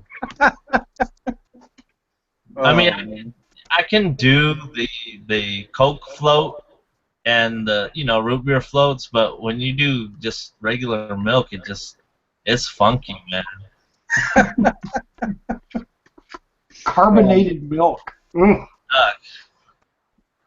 But good one, man. That was, like I said, that's my earlier years. Like when that show was on, I was like, I remember it, but I would have to pick it up later in syndication. But that came on when I was like 3 or 4. Yep. Roger, number. All right, man. I'm going to pull up another modern one that you probably both have seen, based on an original British comedy sitcom, The Office, with Steve Carell. Lasted, I think, 8 years. That's took it to a whole nother. Did that start in the 90s? Oh, that's right. We have a limit, don't we? Yep. Okay. Can I pull back the reins? Yeah. All right. Sorry, I forgot the ruling. Unless you talk about the British one, maybe that started in the 90s. No. I got plenty. Okay. I'm going to pull out a classic, the Dick Van Dyke Show from the 60s. Nice. Another one of my top 5 favorite television shows of all time. The whole comedy writer thing. When I was in college, that show inspired me to be a writer. It really did. And when I went to college to be a creative writer and not a comedy writer, but I always envisioned being teamed up with a group of people to write a script for a movie or to write a play or to write something. And just the situation comedy of the 60s, you had your Lucy show, you had this, you had that. But here you have Dick Van Dyke, who, again, slapstick. I always bring up slapstick. Laverne and Shirley. You brought up all these other ones. Three's Company. There you go. It's timeless. It's timeless. And again, it's one of those shows that I can watch like The Honeymooners, and even if it's somewhat of a boring storyline in the episode, it still makes me interested, makes me laugh. The Dick Van Dyke persona, he just came out of nowhere. He was nothing until this show came out, and it's like I'm bringing up a show I'm watching. I'm kind of mainlining now because I've never seen it. Moonlighting, where Bruce Willis was like nobody until this show. Dick Van Dyke was nobody until this show, and he wasn't even meant to be the lead actor. Carl Reiner was originally supposed to be the lead actor in that show, and the television studio said, no, you got to get someone else. And they got Dick Van Dyke. And Mary Tyler Moore, who went on, and I won't say any more in case, but it's a brilliantly written show. Maury Amsterdam, gosh, so many great character actors. Again, classic television, comfort television, something you see on MeTV in reruns all the time. Dick Van Dyke Show. There you go. All right, number 8.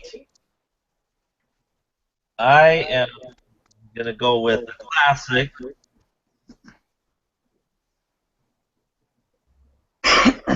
That is.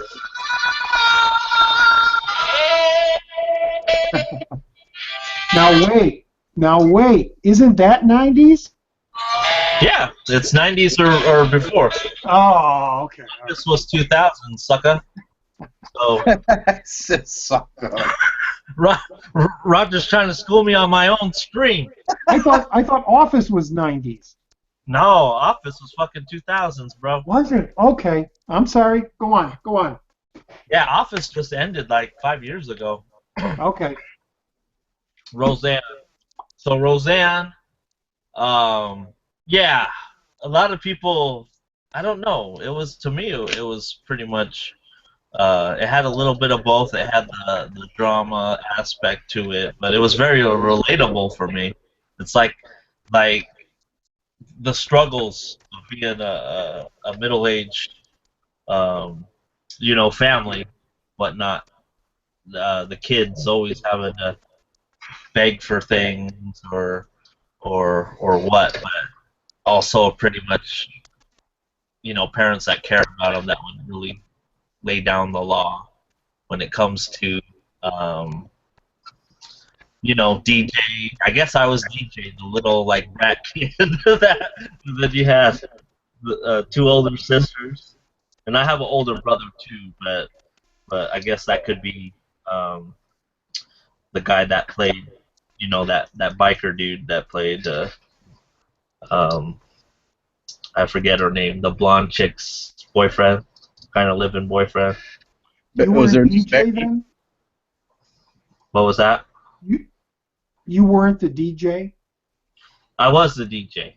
Okay. My brother would play the older, the rock. Like, it was weird because my brother, I would look up to him a lot during this time, and he had he would change like every couple of years. He would bring home girls, but they would be different style. Like, he would based on music. He got into like, he would be like old school, like hip hop, like the Run DMC, Beanie. But like a year later, he would be into like Iron Maiden and metal. So like his moods or his like it was just weird looking at that. But there was a period where he was into like hardcore rock, and I wasn't digging that. I was like, but it reminded me of kind of the guy in the show with the leather jackets and whatnot. But Roseanne, that's something that I actually watched. I binge watched a lot of it. A lot of people are hating at the ending and the part where they got divorced and won the lottery. Kind of made it a little bit kind of tail from what it was. They ran out of ideas, I guess, towards the end. A lot of Halloween, like Halloween type episodes on that. You know what I mean? They had like the holidays type of stuff on Roseanne. I remember, like, I think you can buy separate like a couple of the Halloween episodes in that. So yeah, there's a whole DVD out there just of all the Halloween episodes from that show. Mm-hmm. Yeah, that's another Chicagoland area show, isn't it, Roger? Well, was it Indiana? Wasn't it Indiana? I think it was Chicago, man. Was it Chicago? I believe so. I think it was Illinois. Yeah. You brought up the ending. The ending is unique because the way Roseanne did that show, from the very first season, they wanted to fix up the basement so Roseanne could do her dream as being a writer. And the final episode was her down in her basement. The final part of the episode was her finishing this book about her family. And if you watch that final shot, which is online, which is really kind of weird after you watch X amount of years of the show, that all the characters that we know, DJ and Becky and all them, they're with different people. They're Becky isn't the blonde. Becky is the dark-haired girl, and Dan died in the heart attack. He didn't get a divorce, and it's all weirdly twisted. What they do in that show is the opening credits of every episode has that camera in the middle of the table that goes around as they're eating or playing poker or something, and it always ends on Roseanne laughing. And they do something similar to that in the final episode, but all the characters are different. Jackie, the sister, is actually a lesbian, and she's with somebody else, and it's very shocking and disturbing. And I think that's why, and you're right, that since that final season when they won the lotto, supposedly, and it got all very surreal with Steven Seagal. Steven Seagal made an appearance, and there was a fight scene on a train with Roseanne. Yeah. It was very bizarre, and I think it kind of betrayed the fans. You know, the fans love this show, and they love the middle classness, the everyday person going to work, dealing with problems. And then the rug was pulled out from them in that final season. And, you know, I love the show. It's on my list. And say what you will, but it was kind of a bold move for Roseanne to do that with her own show. Yep. It was weird. It was just weird. So, John? You're right. Me? Yep. All right. Can you hear me? Yep. All right. So, coming in at my number 9, we were talking about the spinoff earlier. I'm actually going to talk about the show it was spin-off from, and that is Happy Days from 1974 to 1984. That was a complete, 10 years. As I said, spawned, Laverne and Shirley spinoff. A couple other spinoffs, too, we're not going to talk about, but... I didn't know that. It's spun off? Happy Days? On Happy Days? There were more than one spinoff from Happy Days, which I'll get into at one of my next picks. But Laverne and Shirley spun off Happy Days. Yeah, that was one of the spinoffs. There was 3 more that I can think of right now. But yeah, Ron Howard, Henry Winkler, Tom Bosley, Marion Ross, Erin, what's her name? Erin, I can't remember her. Joni, I can't remember her name. Yeah. The friends, Potsy, you had Al, who was the guy who owned the restaurant and stuff, and later on it was the Italian guy first, and then later it was Pat Morita who took over the place, Wax on, wax off. Yeah. So yeah, Happy Days, man. I mean, I remember, like I said, I was young, so I saw most of the seasons in syndication, then started watching it regularly, probably in the early '80s. But I remember when it first started off, it had Richie. It seemed like a more serious tone, if I remember the first season.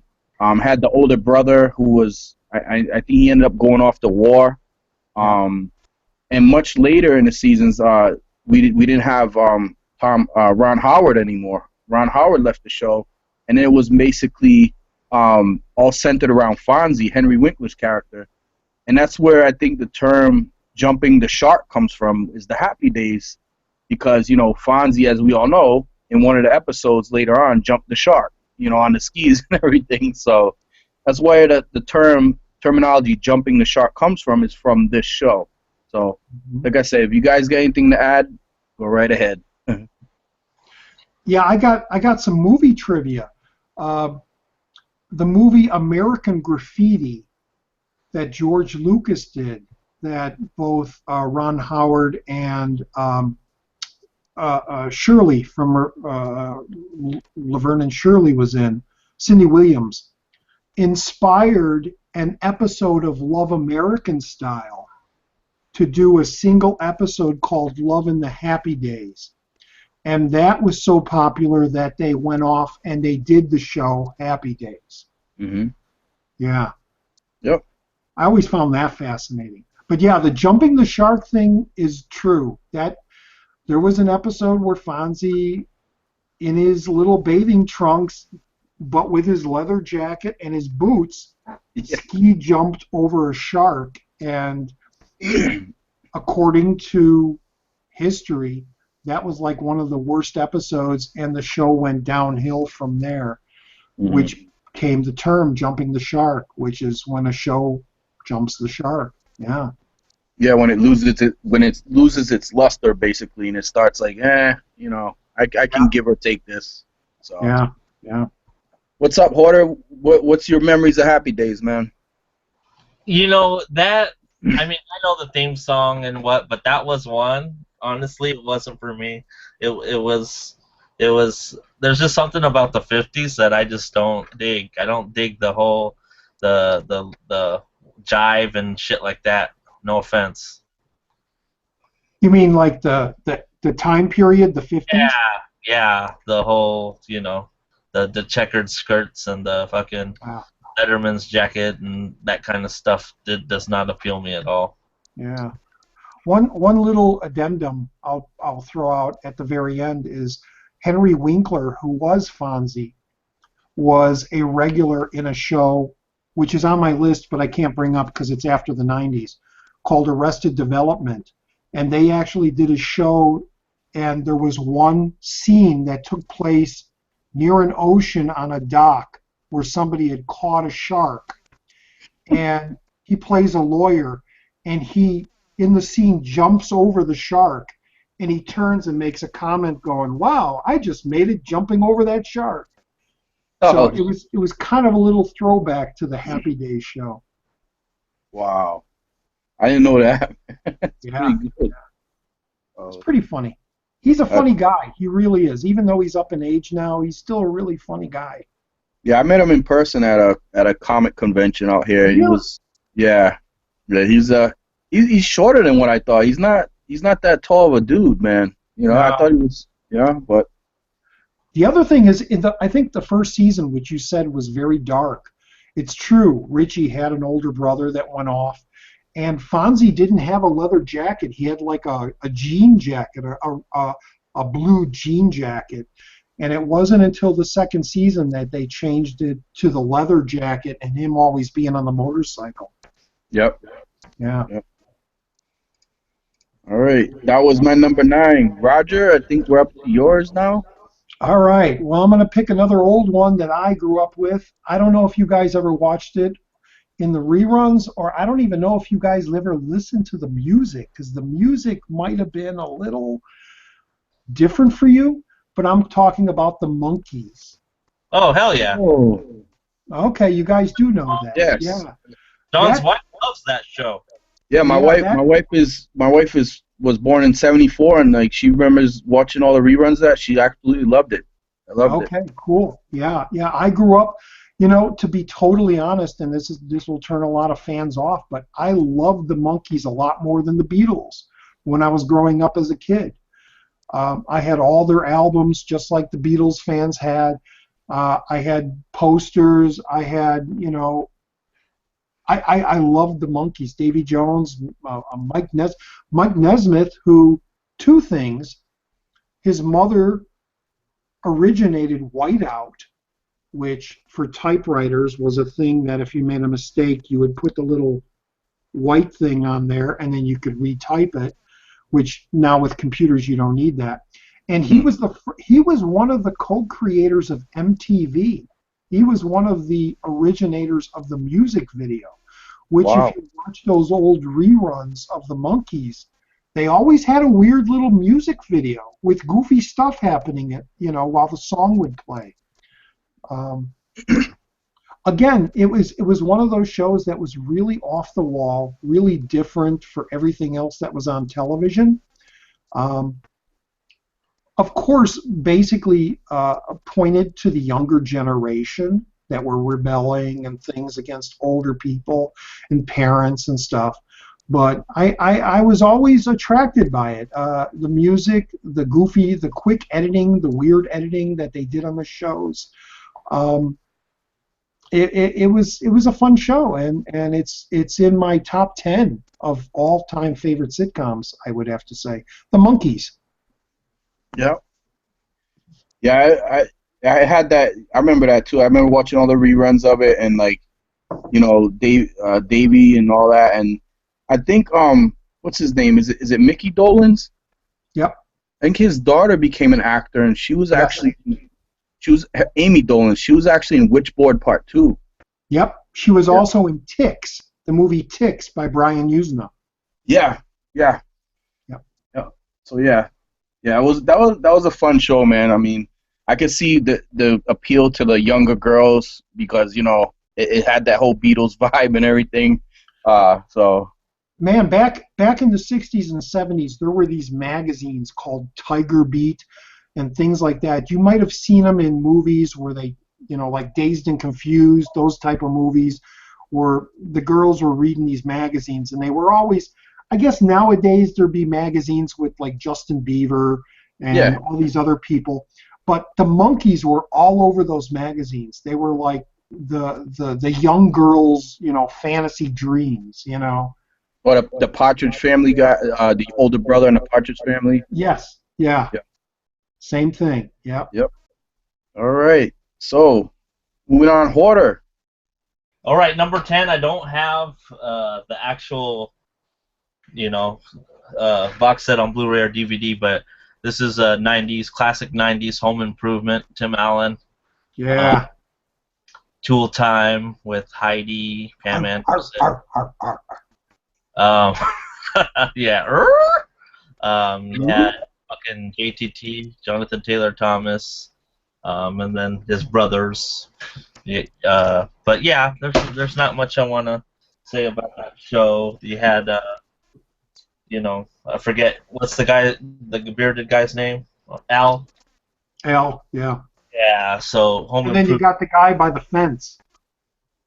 Yeah. Yeah. The neighbor. Yeah. That was another Midwestern area show, if I remember correctly, right? Yep. That was also another show that every year had a classic Halloween episode. Right. Right. Yeah, because Tim the Tool Guy, So. If I'm not mistaken, didn't Roseanne and Tool Time or Home Improvement play together back to back? That sounds about right. Yeah, possibly. Yeah, I'm not sure of that, but Roseanne came out in the late 80s, and then I know Tool Time came out in the early 90s, so it could have been at one point. Yeah. Hey, John. All right, coming in for me at number 10 now is another spin-off of Happy Days, and I talked about this earlier, and that would be a show from 1978 to 1982. It didn't last that long, but it was a breakout thing for a comedian who we just lost not too long ago, and that is Robin Williams, Pam Dauber, Mork and Mindy. Yeah. And they had an episode on Happy Days where Mork comes down and like he appears to the characters of Happy Days, and then they were gonna originally do it as just a dream sequence, but it was so successful that it spawned its own show, and they moved it obviously from Milwaukee to Colorado, Boulder, Colorado, where Pam Dauber lived with Mork, and the dad owned some kind of business. I can't remember what it was. And then more later seasons, they brought on a veteran actor, Jonathan Winters, who was Mork's son, because if you know the people from Ork, they age in reverse.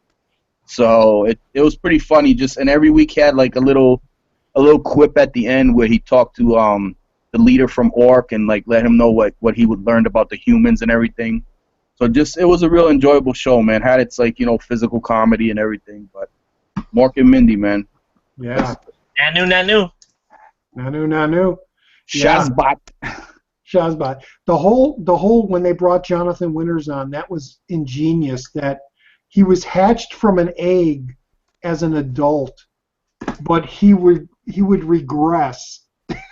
It was so great, and yeah. Robin Williams, God bless him, man.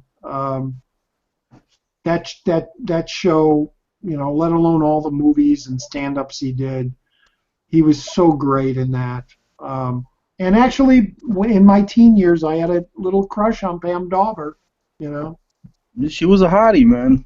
Yeah. Yep. What's up? How your memories of Mork and Mindy, Hoarder? What's up? Yeah, that was one. Again, the timeline was, I was a little young, but I do remember Mork and Mindy and his little egg thing that he would travel in, his egg ship. and then Pam Dauber. But weird enough is we talked about this not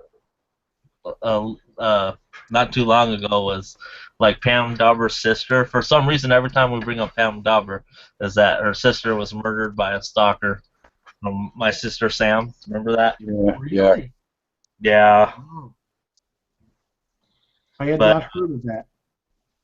yeah, that I was a fan of it, but really my memory is I don't remember too much. Wow, that's sad. That's pretty sad. Mm-hmm. Yep.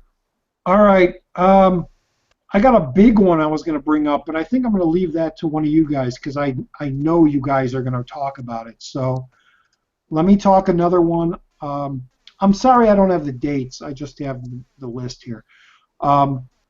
Back in the 60s, James Bond 007 was such a big thing at the theaters. And leave it to Mel Brooks to create a show called Get Smart, which was a total parody on the spy game. Don Adams, Barbara Feldon as 99. That's all we knew her name as, was 99. And there was the chief, who was always frustrated with Max because he would always screw things up. And they had the cone of silence, which would come down, and they still couldn't understand each other. And he had the shoe phone. He had the first, well, I'd have to say Star Trek was the first cell phone, but Max had the shoe phone.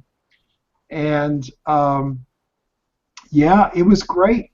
And then in the later years, you had Jaime the robot, which was a character that joined on. Mm-hmm. And the one thing I would have to say that I love the show so much is Maxwell Smart's apartment was decked out with so many secret guns and things that would happen. He had this invisible wall that would come down, and he never knew when he would turn it on or turn it off, and the phone would ring, and he'd get up to get the phone, and he'd bump into this wall, this invisible wall, and it was just such a funny ass show. Get Smart. There's one of my picks. Was it the intro or the outro where they went down the elevator? That was the intro, and all the doors would open as he would walk in, Yeah. and then he would get to the elevator and go down, and then the end of the show was him coming up from the elevator and walking out, and all the doors would close behind him until the final door. And then he would turn around and walk to it like, what's wrong with the door? And the door would close, and he'd turn around holding his nose like he got his nose caught in it. It was, it was Mel Brooks. I mean, everybody knows Mel Brooks and all his comedies, Blazing Saddles, Young Frankenstein, all that stuff. And for him to create a television series that was all about like the James Bond stuff with all the gadgets and all the secret. There was a guy that was always hiding like in a mailbox. You know, it was weird. It was so crazy. It was genius. It was genius. Yep. Hey, welcome, Movie Man Jason in the chat. Probably don't know any of the shows we're talking about, but get up on it. Number 10. Are we at number 10? I think either 10 or 11 right now, Hoarder. Okay. Well, whatever. Number 10 is, for me, it's a show that was always on. It's a show that probably was my peak where I watched the most television, and that was Growing Pains. Growing Pains. Cameron. Kirk Cameron. They had Tracy Gold. Leo DiCaprio was like, he played a small part towards the ending season where he was just kind of like a orphan type character that they took in. Then you had, I think the young kid, his character was Ben. Then you had Alan Thicke, and then he was the dad. But it was, again, this is one of those shows where they try to be so relatable and have, like, morals. But this was more of kind of like the good, wholesome family type, I would call them, a higher end of middle class, where, um, very religious type. I wouldn't say too much religious, but I know Kirk Cameron is a religious freak in real life. Yeah. Yeah. So, not much to say about it. There's no really memorable episodes, but it was one show that we would always watch, me and my siblings.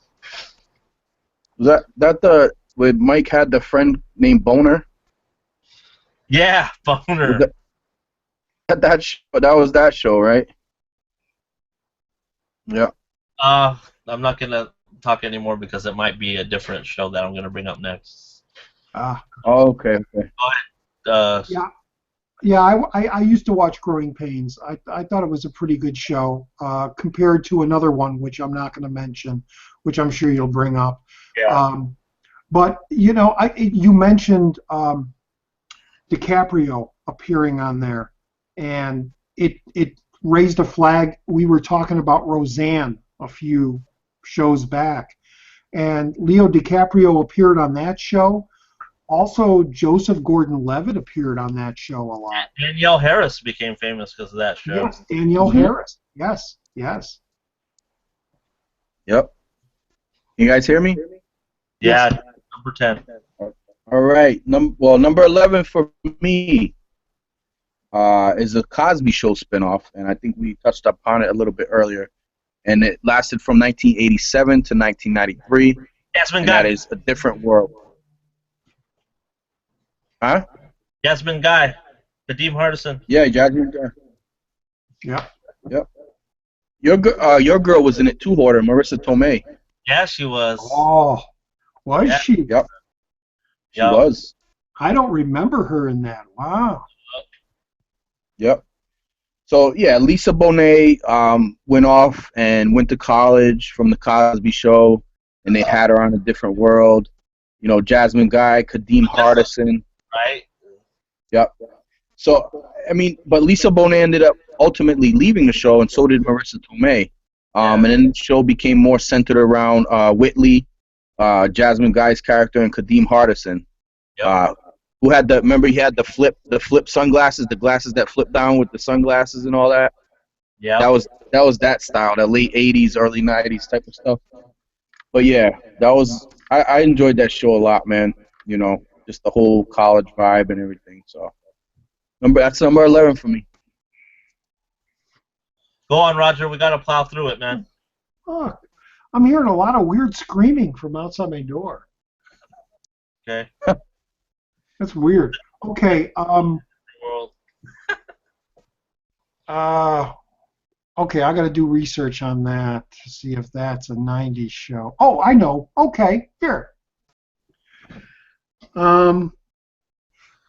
Very similar and done earlier by the same people who did the show Cheers. They did a little show which introduced a character that has become infamous for being odd. It was an ensemble cast with some great character actors, and I'm talking about the show Taxi. Taxi was brilliant. It was done by the same writers and same creators as Cheers. It was pretty much the same situation, although it didn't take place in a bar. It took place in a taxi garage. You had all your unique characters, your wannabe actor, your pretty cute girl, Mary Lou Henner, Judd Hirsch as the everyman, and Jim, Christopher Lloyd, man, as, everybody knows him as Doc Brown, but my God, you want to see his early work, watch Taxi. He is genius in there, and the actor that I said became infamous for being just so weird is Andy Kaufman. Andy Kaufman. I just watched Man on the Moon, man. Oh, right. What a great movie. Jim Carrey does such a fantastic job in there. What was the character's name? I'm sorry? What was the character's name? Latka. Latka. And Latka. He was the mechanic on the cabs. And Diane Cannon, Diane. No, it was you mean his girlfriend? Diane Kane. Not Diane Kane. Carol Kane. Carol Kane. Yeah, she was in Scrooged as the ghost of Christmas past, I think, or present. Anyway, yeah, Latka. Thank you very much. Yeah, Taxi was a brilliant show, and it had a lot of guest stars make appearances on there. And it's a great concept, again, just like a bar, where people can just drop in, situations happen, and then they leave, and the next episode happens. Same thing with Taxi. They can get a fare that somebody like Sammy Davis Jr. leaves his suitcase in a cab, and then he makes an appearance, or something like that. Great show. Really great writing, great acting. Beautiful theme song that really puts you in the mood. That doo-doo-doo-doo-doo. You know, yeah, Taxi. There's my pick. Right on. Number 11. 12? Yep. 11. 11. So, along with Before Growing Pains, there was... And Boner was from Growing Pains, by the way. Boner. Right. But before Growing Pains, there was this show. Justine Bateman, Michael J. Fox, Family Ties. Yeah, that's the one I wasn't going to mention. Yep, shout out to JX Rico. I think this is his favorite sitcom. But yeah, man, how can you... you had Tina Yothers that played the sister, the dude from Tremors, Michael Gross. Yep. Meredith Baxter Burney. She played in a lot of like TV series that he would be the battered spouse for some reason. Battered spouse or alcoholic, yeah. Yeah, exactly. Lifetime TV type stuff. Brian Bonsall as the little kid, and then you had fucking Nick, the boyfriend. Hey!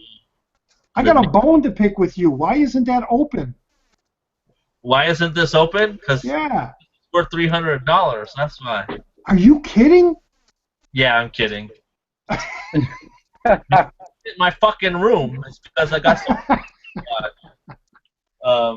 Half my collection's not open. Wow. Dude, But, you forgot about Skippy. yeah, no, I didn't forget about Skippy. Skippy. I prefer Jif, bitch. Oh. Okay. So remember that real surreal episode where Michael J. Fox was walking around in the dark, going to different little scenes? What was he in a coma or something? What was that episode? I forgot that one, bro. It was one of the later episodes, and it was all done like on a black screen. It was very weird. You know what episode sticks out to me from that is the one with Tom Hanks, where he comes and he's the uncle. I don't know if through the mother or the father, but he's an alcoholic, and it's so bad to the point where he goes in the cupboard and he drinks like vanilla extract. Yeah. And he gets caught. I remember that. Yep. That's one that sticks out to me because I used to love Tom Hanks as an actor back in the day too, man. Still to this day, but like back then I remember him being introduced to me that way. So yeah. Wow. I'm glad you didn't mention something because that's on my list. I think I know what you're talking about. I'm curious. Wasn't there was another kid, right? Or this is it? I thought there was another blonde boy. No, Okay, I'm thinking of Growing Pains. Never mind. Get mixed up. no, I think that was it. Yeah. Yeah. All right. All right. So coming in at my number 12 is a show that used to come on public TV out here. It was a British comedy TV show.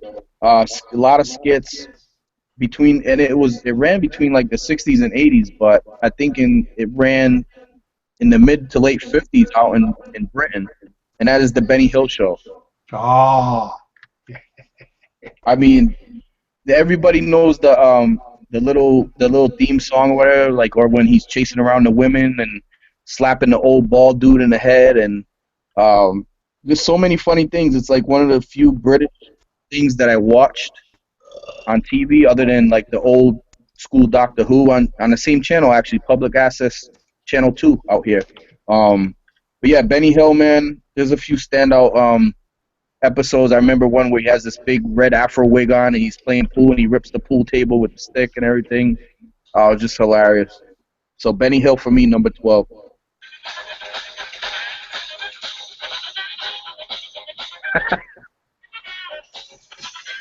Was that it? That's it.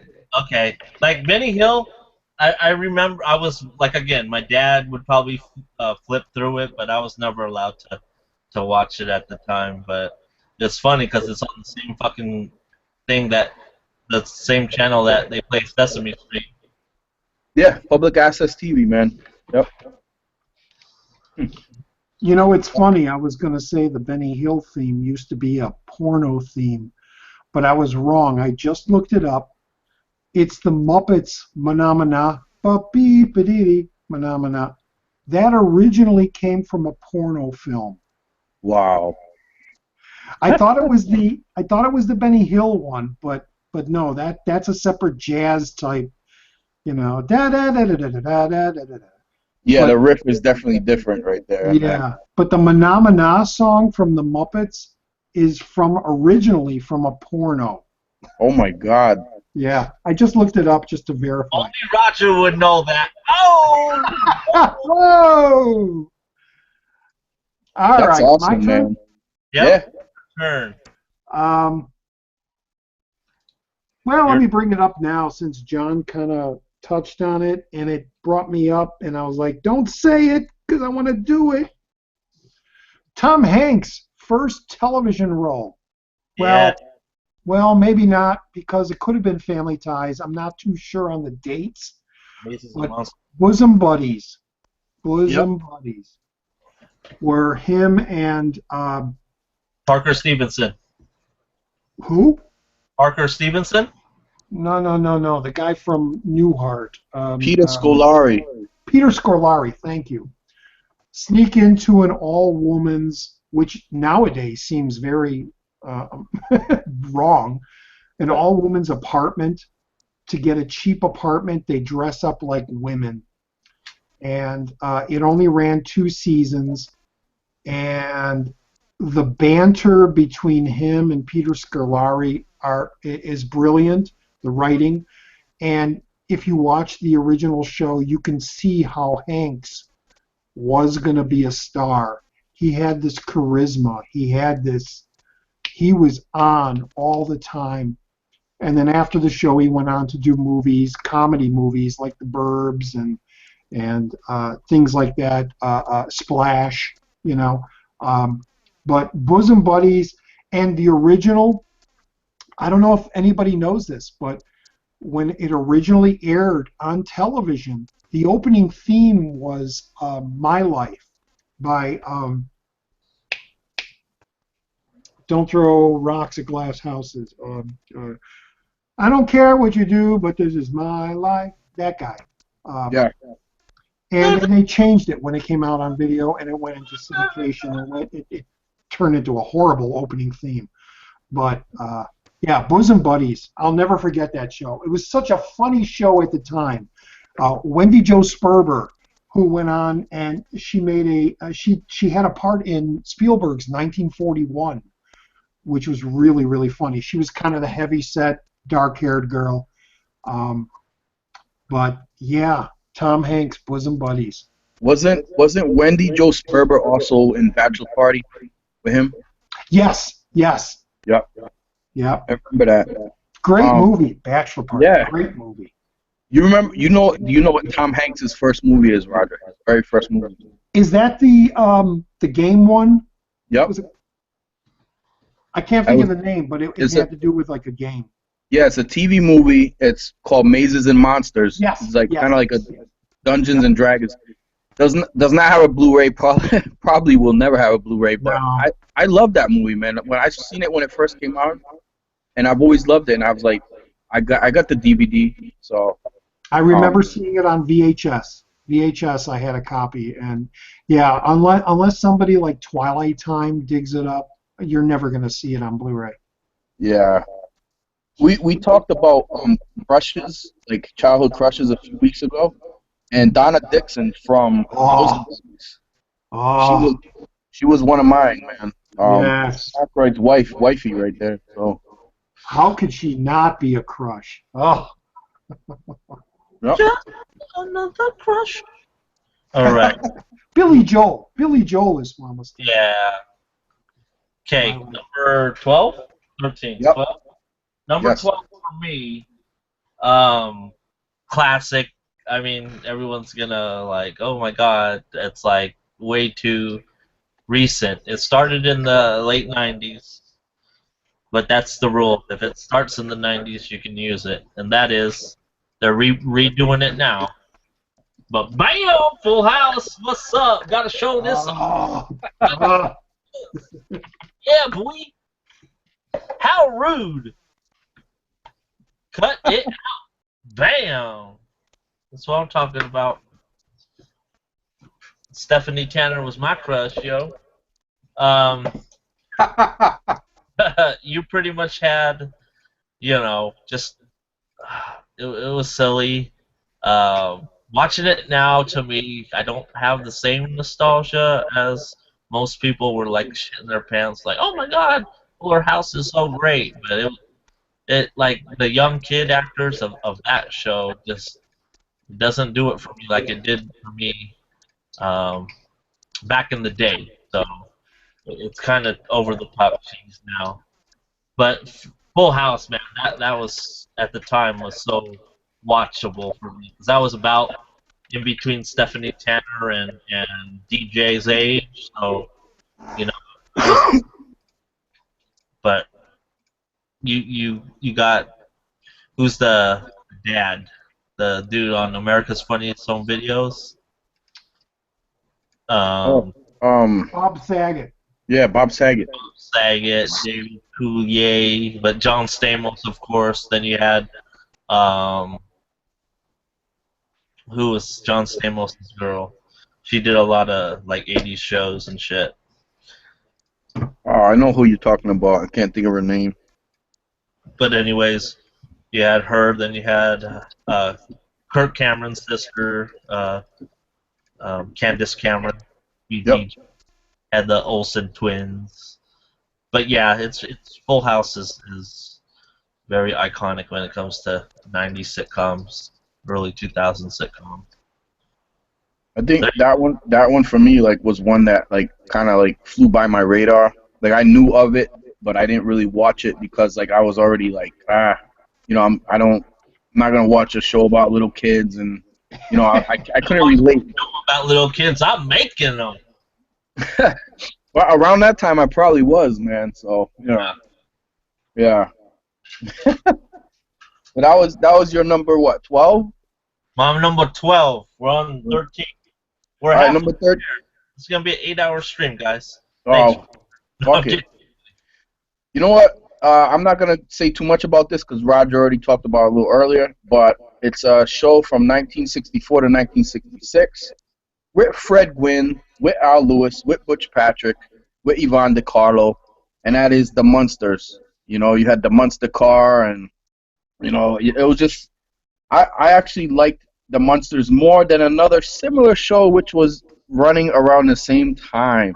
I don't know why, I just did, but you know, Fred, like you said, Fred Gwynn earlier, and you know, Al Lewis as Grandpa and everything.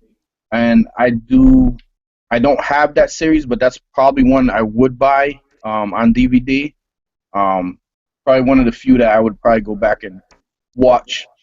You know, so The Munsters from 64 to 66, man. That's my pick. I know.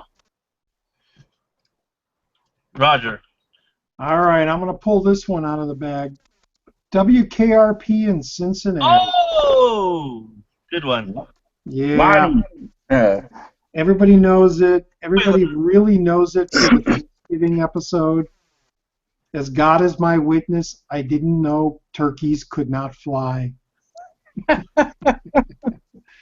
Les Nessman, all these great characters.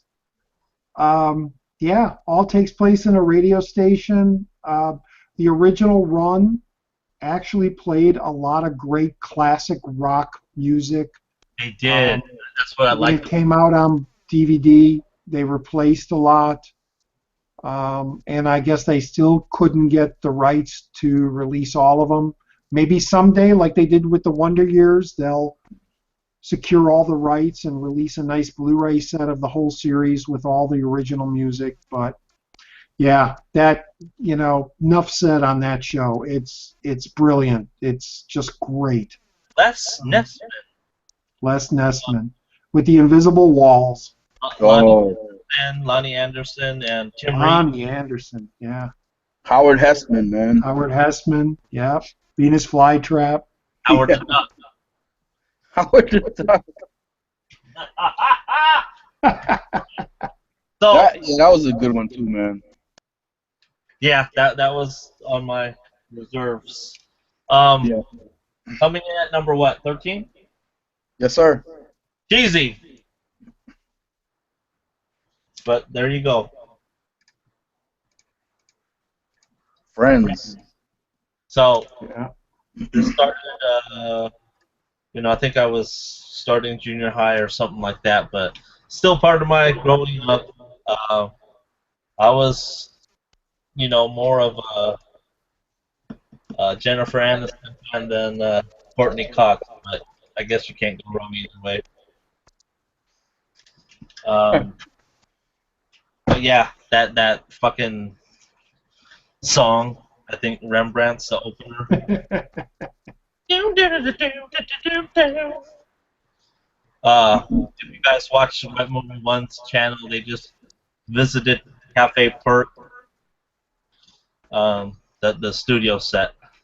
Oh, Oos. him and Oos! the '90s girl. Yeah. Oos in the house. Who's in the house? All right, so go. Number 14, John. Number 14 for me. Not gonna belabor everybody with it, but another show that was monster based that ran from 1964 to '66, with John Astin, Carolyn Jones, Ted Cassidy, Jackie Coogan, was The Addams Family. Yeah. So that's my number 14. Yes. Was that the original series order? The original series, buddy. On blue? I don't know. Look at that. Is that the original? Yeah, that is. Not on blue. Not on blue. Yeah. No, this is Blu-ray. Import. It is? No. It's I knew it. I knew it. Come on, they did Twilight Zone. They didn't do Addams Family, did they?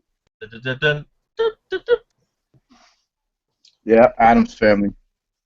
Yeah, Gotta boy. love it. Iconic right there.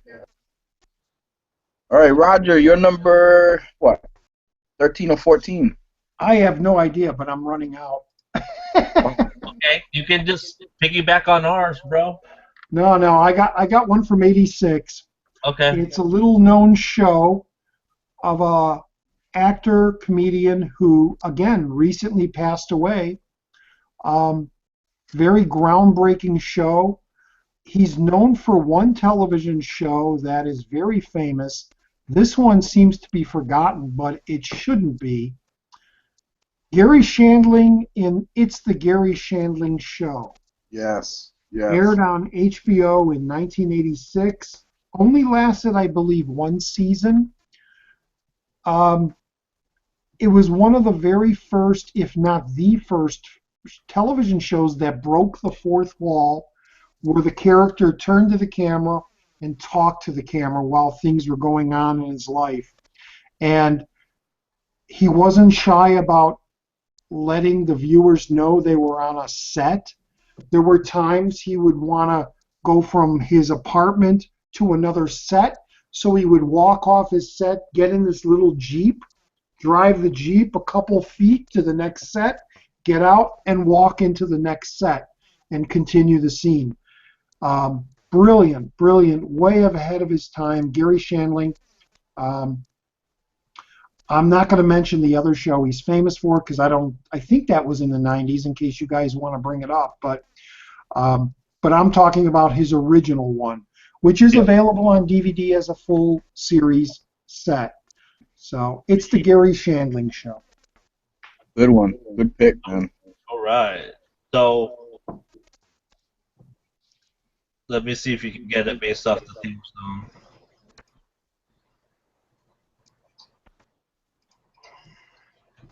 My number 13 is a show, 1979.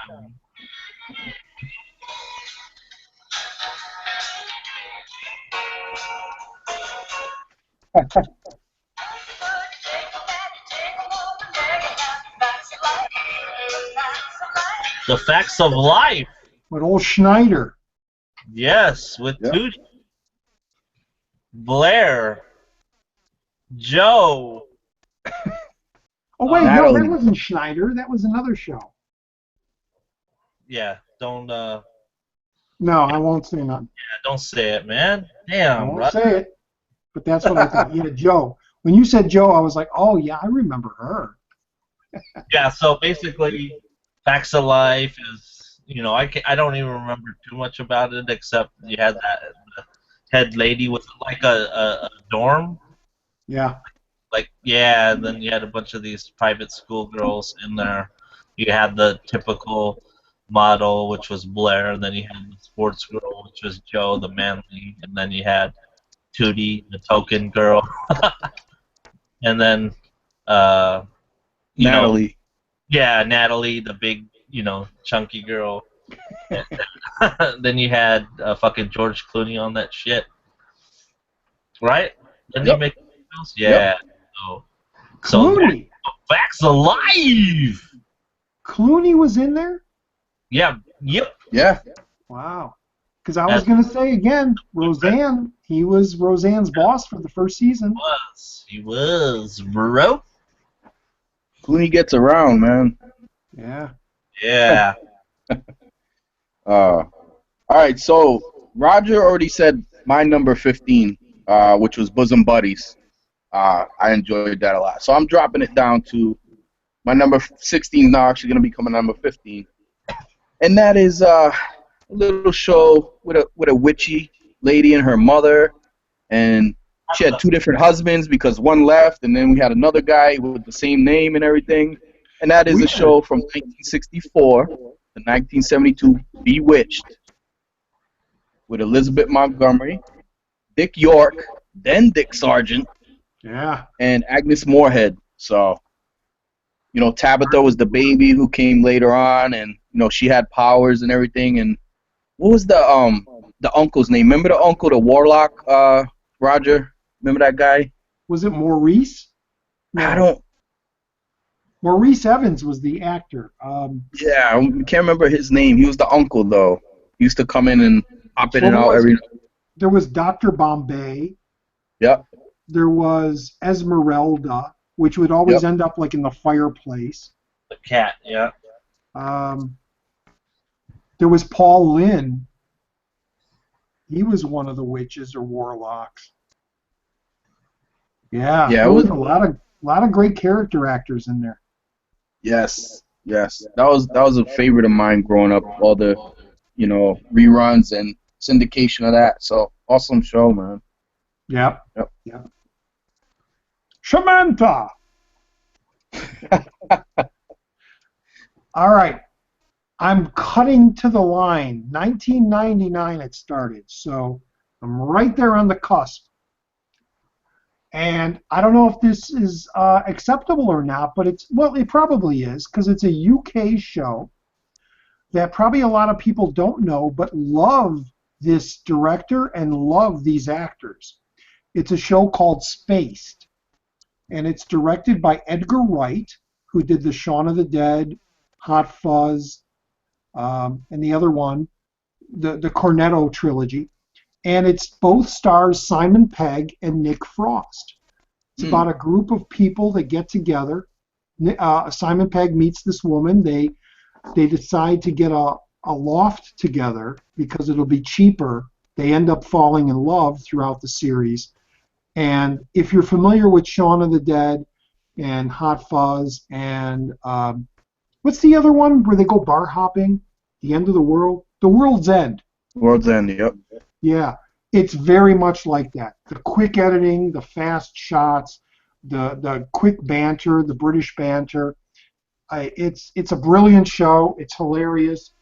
It's available, imported. Well, you don't even have to import it. It's available in the U.S. It's called Spaced, S-P-A-C-E-D. Lots of Star Wars references. He works in a comic shop, so there's a lot of comic references and things like that. He's always bitching about the prequel trilogy of Star Wars, talking about Lord of the Rings, things like that. It's a hilarious show. So I'm gonna throw in there Spaced. Now you're really digging deep. Never heard of it. Look it up, man. You'll love it. If you love Shaun of the Dead, you'll love that show. I despise. Yeah, I'm gonna look it up. Only lasted 2 seasons, 6 episodes a season. Wow, that's short, man. Well, that's how the UK they do very short seasons. Yeah. Number 14.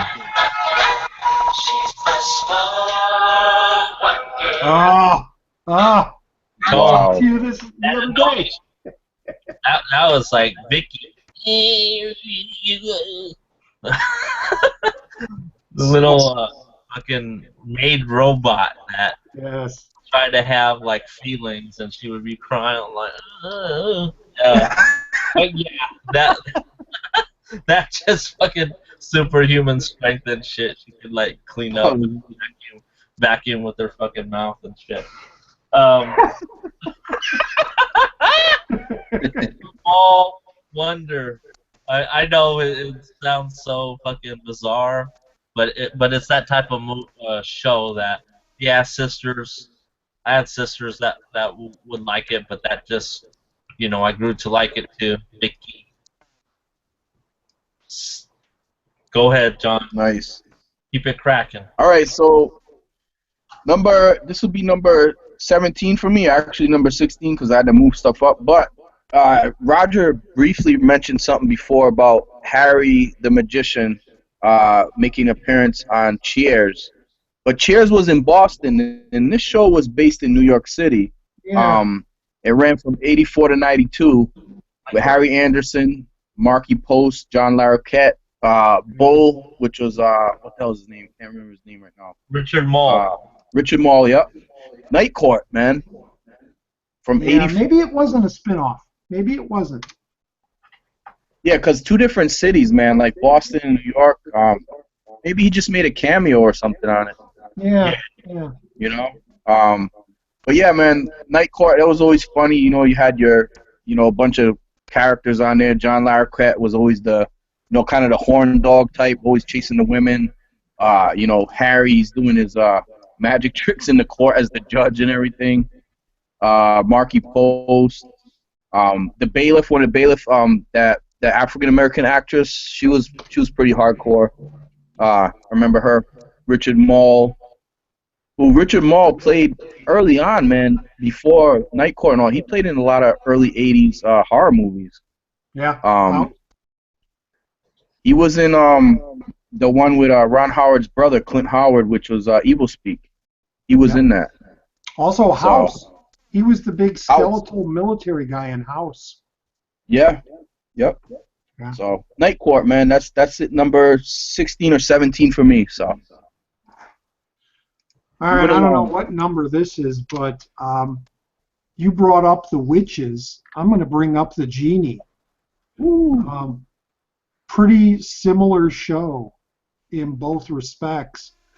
I Dream of Jeannie. Barbara Eden. Mm-hmm. Probably out of the 2, I like Jeannie more.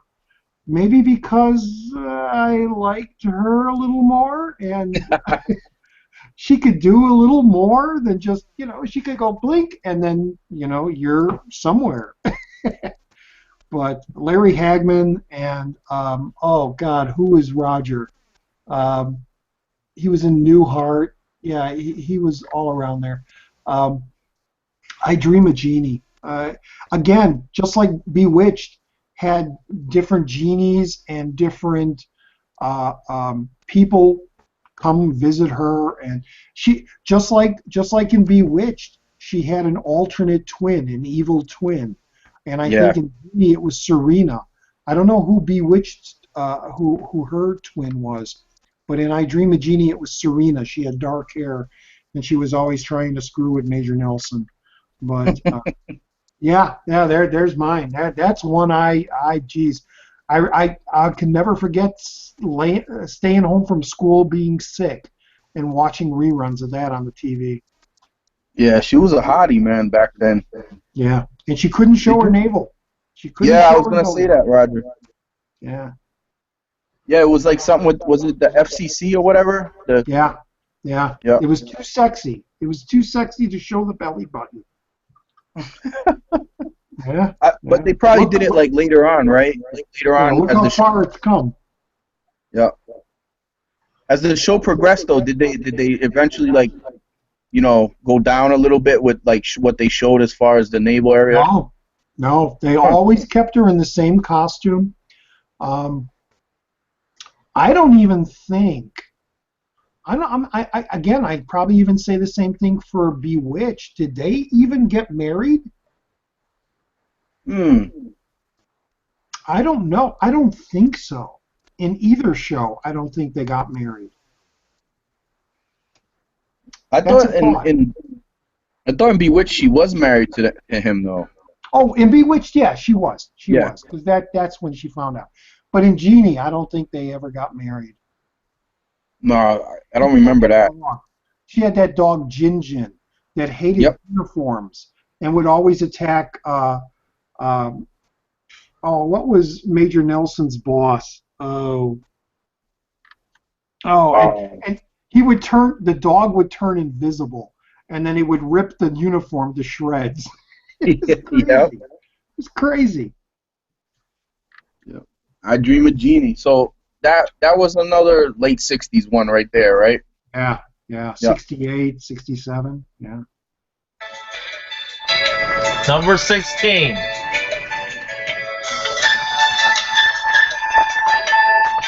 One of my crushes, childhood crushes.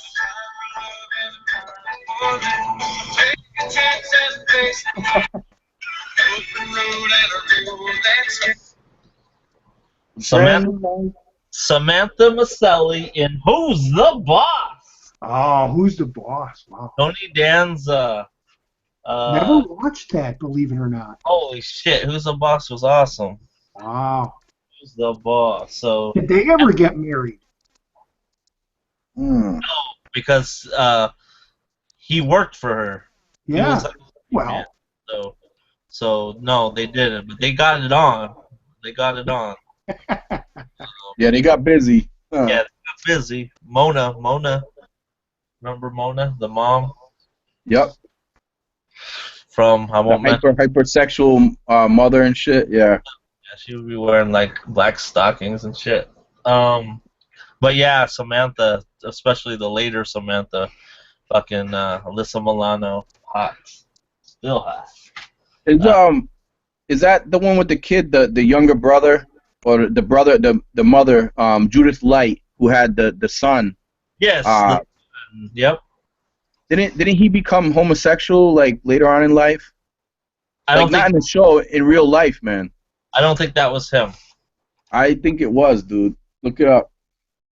Well, whatever. Yeah, whenever. But yeah. That's an in thing now, I guess. So.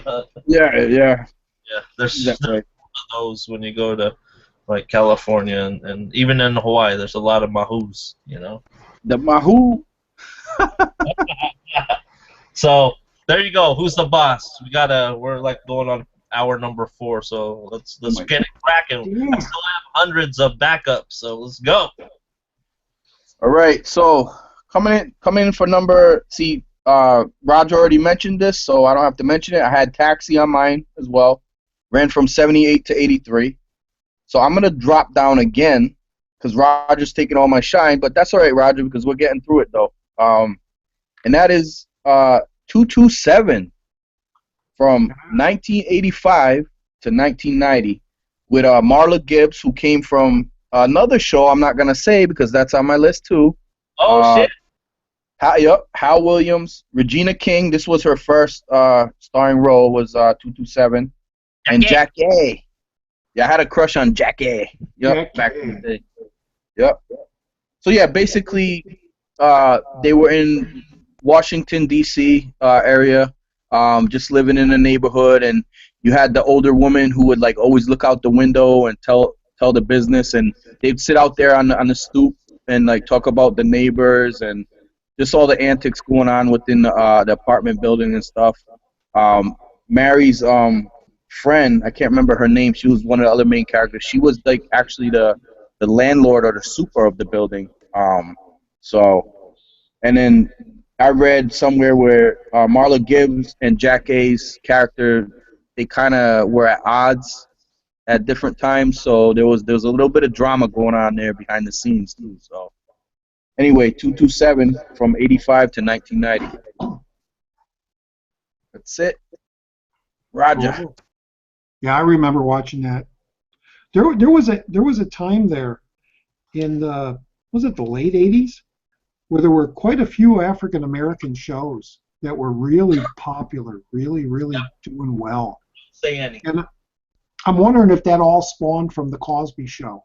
You know, all these shows started coming out. But anyway, so. I want to preface this next one with, guys, sadly, I'm going to have to go because I want to get to bed. I got to get up early for work the next morning. But I have 3 more shows. I will last 3 more rounds. Okay. And then I'm going to drop out and let you guys continue. I apologize for that. But I'm very grateful that you had me here. And I apologize again for the audio being sucky. And I definitely, if we ever do this again, I'm going to have headphones and a mic. And all right. So, all right. First one I'm going to pick. Hopefully I won't be disqualified because this is an animated show. But what about South Park? You could use it. Go ahead. That's situations every week. I mean, different. we were like, when we did our cartoon episode, we didn't really use that anyway because it was kind of a primetime cartoon, that along with The Simpsons. Okay, well, I could pass. I could pass on that, and I got 2 more then. Nope, I'll go with Hogan's Heroes. No, okay. no. I'll skip South Park. That's animated. We're all sticking live action. So I'm going to go with Hogan's Heroes, which. Gomer Pyle. The Gomer Pyle. Don't even bring that up. That's another one, dude. Who'd have thought they would make a comedy series about World War II prisoners of war? You know, making fun of Hitler, making fun of the Nazis. Again, one of those early 60s sitcoms that was ahead of its time, that didn't give a care. It was before political correctness said you can't do this. Hilarious show. Schultz, one of the best characters created. I know nothing, you know. All the guys having their own little jobs. The communicator, this guy, that guy, the tunnels underground. Hogan always screwing around with Warner. What's his name? Colonel Klink. Thank you, Colonel Klink. I'm thinking of his real name. He's an opera singer of all things. Warner Kempler. Warner Kempler was Colonel Klink. Yeah. Colonel Hogan, what are you doing with my men? Yeah, it was one of those great shows, and it was one of those that was rerun all the time. And like I mentioned back when we were talking about Bewitched and I Dream a Genie, it was one of those shows that when I was sick and I didn't go to school, you laid in bed, Mom made you chicken soup and had 7-Up or whatever to settle your stomach, and you watched all these shows on television: I Dream a Genie, Bewitched, Hogan's Heroes, Dick Van Dyke. It was that comfort sitcom, you know. And as a kid, you never even thought about this. They're making fun of the war where people died horribly, and you know. But so there we go. Hogan's Heroes. Was there a film that was based off? Or was there a film that predated? Stalag 17. Yes. Yes. Yep. I do remember that, man, because it was all the same premise about them trying to escape and everything under the tunnels and but all. But it wasn't a comedy. That was a serious film. Yeah. Yep. Yeah. I do. Yeah, I remember that. Wow. Hogan's Heroes, man. Order. Order. Order. Order. Hey, what you talking about, Willis? Uh-oh. Uh-oh. We're different folks. Hell yeah. So, you had Gary Coleman. You had the Misfits. Gary Coleman, a porn star. Dana Plato. And you had Willis. Fucking Todd Bridges, always in jail.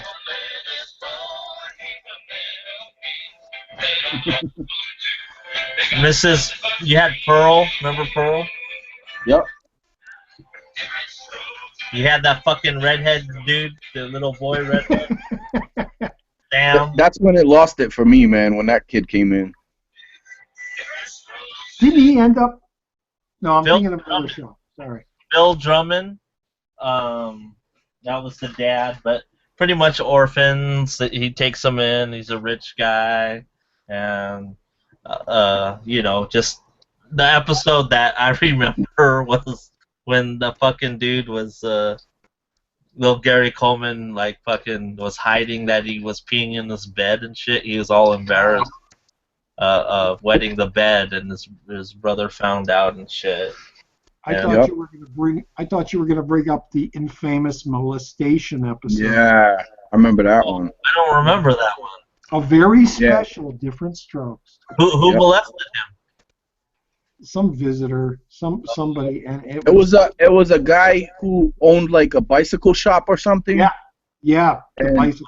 And it was Gary Coleman and one of his friends that like he was like trying to coax down into the basement or whatever to do something and. Shit. So yeah, man. I guess it was a different stroke. Oh my God! You went there with it. Oh, it's a sick. This is the extreme, people. This is the extreme. So go ahead. Different. All right. So my man Roger, he already spoke about Barney Miller early on. That was one of my other favorites. 75 to 82. Hal Linden, Ron Glass, Max Gale, Detective Wu. I can't remember. What was that guy's name? The Asian cat. But anyway, Star Trek, you fucker. George Takei. We can't have George Takei playing in everything for the early Asian roles, man. No, we can't.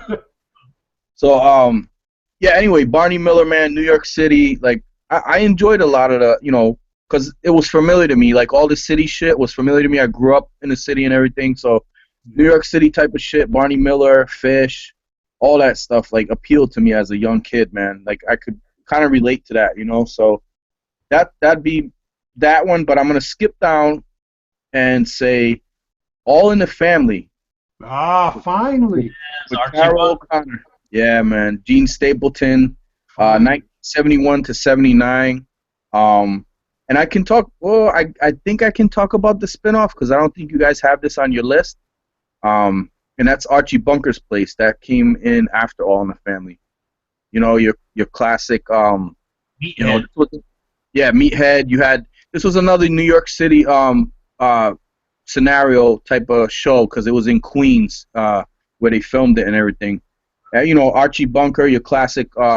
He doesn't want to give up the old school ways from like the 50s and 60s, racist, bigot type of, but like lovable in a way of like he kind of comes around to your side of point of view and accepts stuff. But it was just a funny show, man, and spawned other shows, and you saw other people on it. So 5 shows. It spawned 5 shows. Yep. So that's my number. Basically, that's on my number 21 where I'm on now. Anyway. So Yeah. all right, Roger. Yeah, I'm not going to mention any of those shows, but I was surprised that 5 shows. One I know you guys won't bring up, and that there was a I don't even think it lasted a full season, but there was a Meathead and his wife show, spin-off show. Damn. Oh. Sally Struthers? Yeah, what was her name? George? I don't know, but she does not age well. She's horrible. No, no. She's fucking But yeah, Gloria. Her name was Gloria on the show. Gloria. Gloria. I think that was the name of the show too. But yeah, there were other spin-offs which I won't mention. We did bring up a few of them, but not all of them. Yeah. I'll have to say though, Archie Bunker's Place. I remember watching that spin-off show, and I didn't care too much for it because it was different, because it didn't have the full cast. It was him running the bar, but there was the one, and he had that little girl that they adopted. Yeah. There was one episode though that broke the hell out of me up, and that was when he went. Might have been one of the first 2 or 3 episodes where he went back home, and he found his wife's slipper under her bed. And this was after, spoilers, she had died. Yeah. And he just breaks down and starts crying. And being a fan of All in the Family, as I was, it hit me hard. It was like, oh man, that's pretty bold for them to do television like this, Yeah, the rest of the show was the start of Roger crying on video. No, I'm kidding. Yeah. I'm gonna be known as the crybaby of YouTube. Softly. All right, my final pick, since I'm gonna go because it's 9 o'clock here in Chicago. I got to get up at 4:35 in the morning to go to work tomorrow. So I'm bringing up It started in 1998. It is one of my favorite shows. When this came out on Blu-ray and I got it, I rewatched the whole thing. And even though the final season isn't as good as the rest, I still love every moment of this series. And I got that in my hands. Oh. That 70s show. Oh, shit. That's a good addition. Did I steal it from you? You did. Stole his thunder. I have the Mill Creek. I got the Mill Creek, but in the 45 box that opens up the top, and they look like little 45 records in there. All right. No. I'm trying to get rid of that. So if you want that as a collectible, I can send it to you. I have this, bro. Unopened. Damn. Get it, I'm John? serious. I want to get rid of this, guys. Look at this. Oh, that's beautiful. Oh, I like that, man. Oh, John likes it. Send it. It opens John up likes it. like one of those old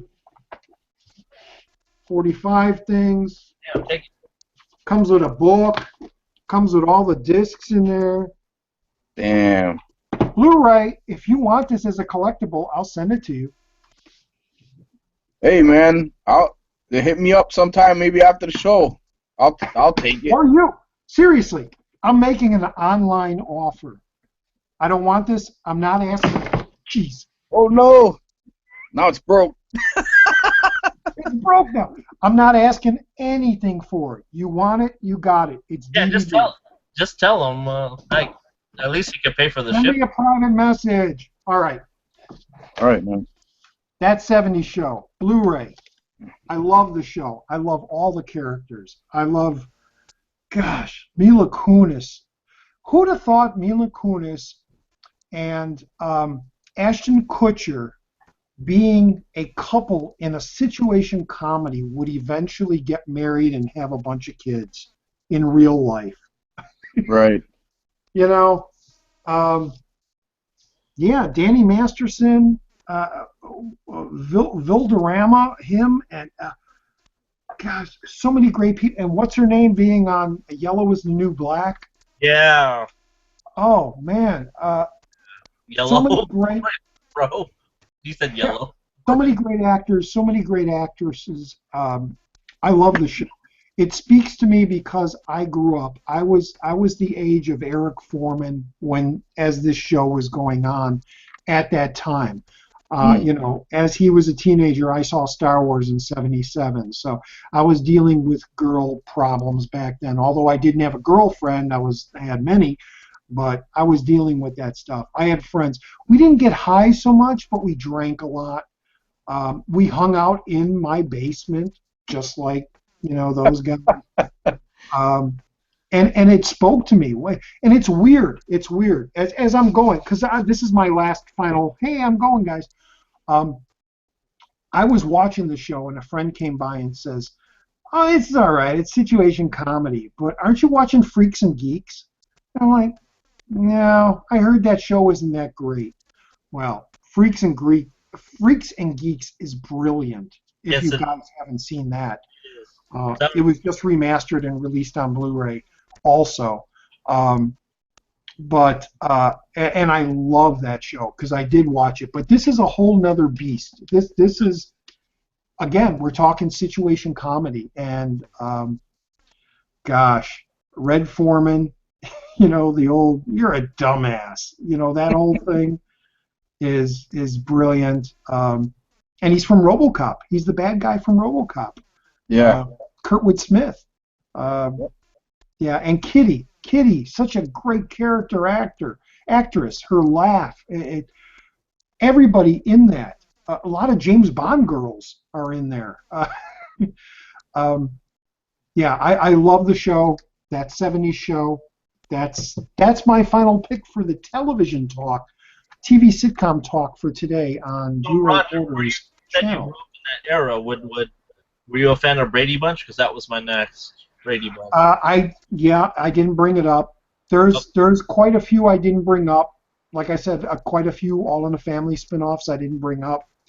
And I'm sure you guys might. So yeah. So watch it at work. Yeah.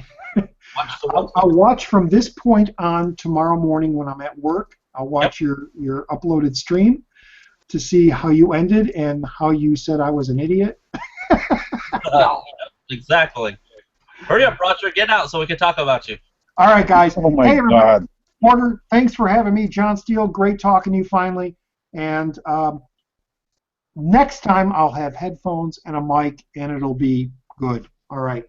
Thanks for watching, guys. Thanks for having me. Bye. Yeah. Awesome, Roger. Damn. Porter, can you hear me? Porter. Yeah. Porter. All right. How you running on time? You good? Hell yeah. I'm good, man. You know me. We're halfway there, brother. All right. Yeah. Like I said, you mentioned, We're only at like 17, bro. I don't know how you got all the way to 20 and shit. Well, because I want to move it along because like we don't want to keep like going in, like Roger mentioned the ones he mentioned, and I had those on my list, so I had to move it along. Gotcha. Yeah. Go So, Gadget. Go Gadget jump shoes. Brady Bunch, you guys. You don't, like I said, Brady Bunch was my next pick. It was like, it's classic and all, but you know, for me it was a little dated with the hippie shit, but you know, my favorite episode, one of them, the classic one where Marsha gets fucking knocked in the fucking face with the football. That was dope.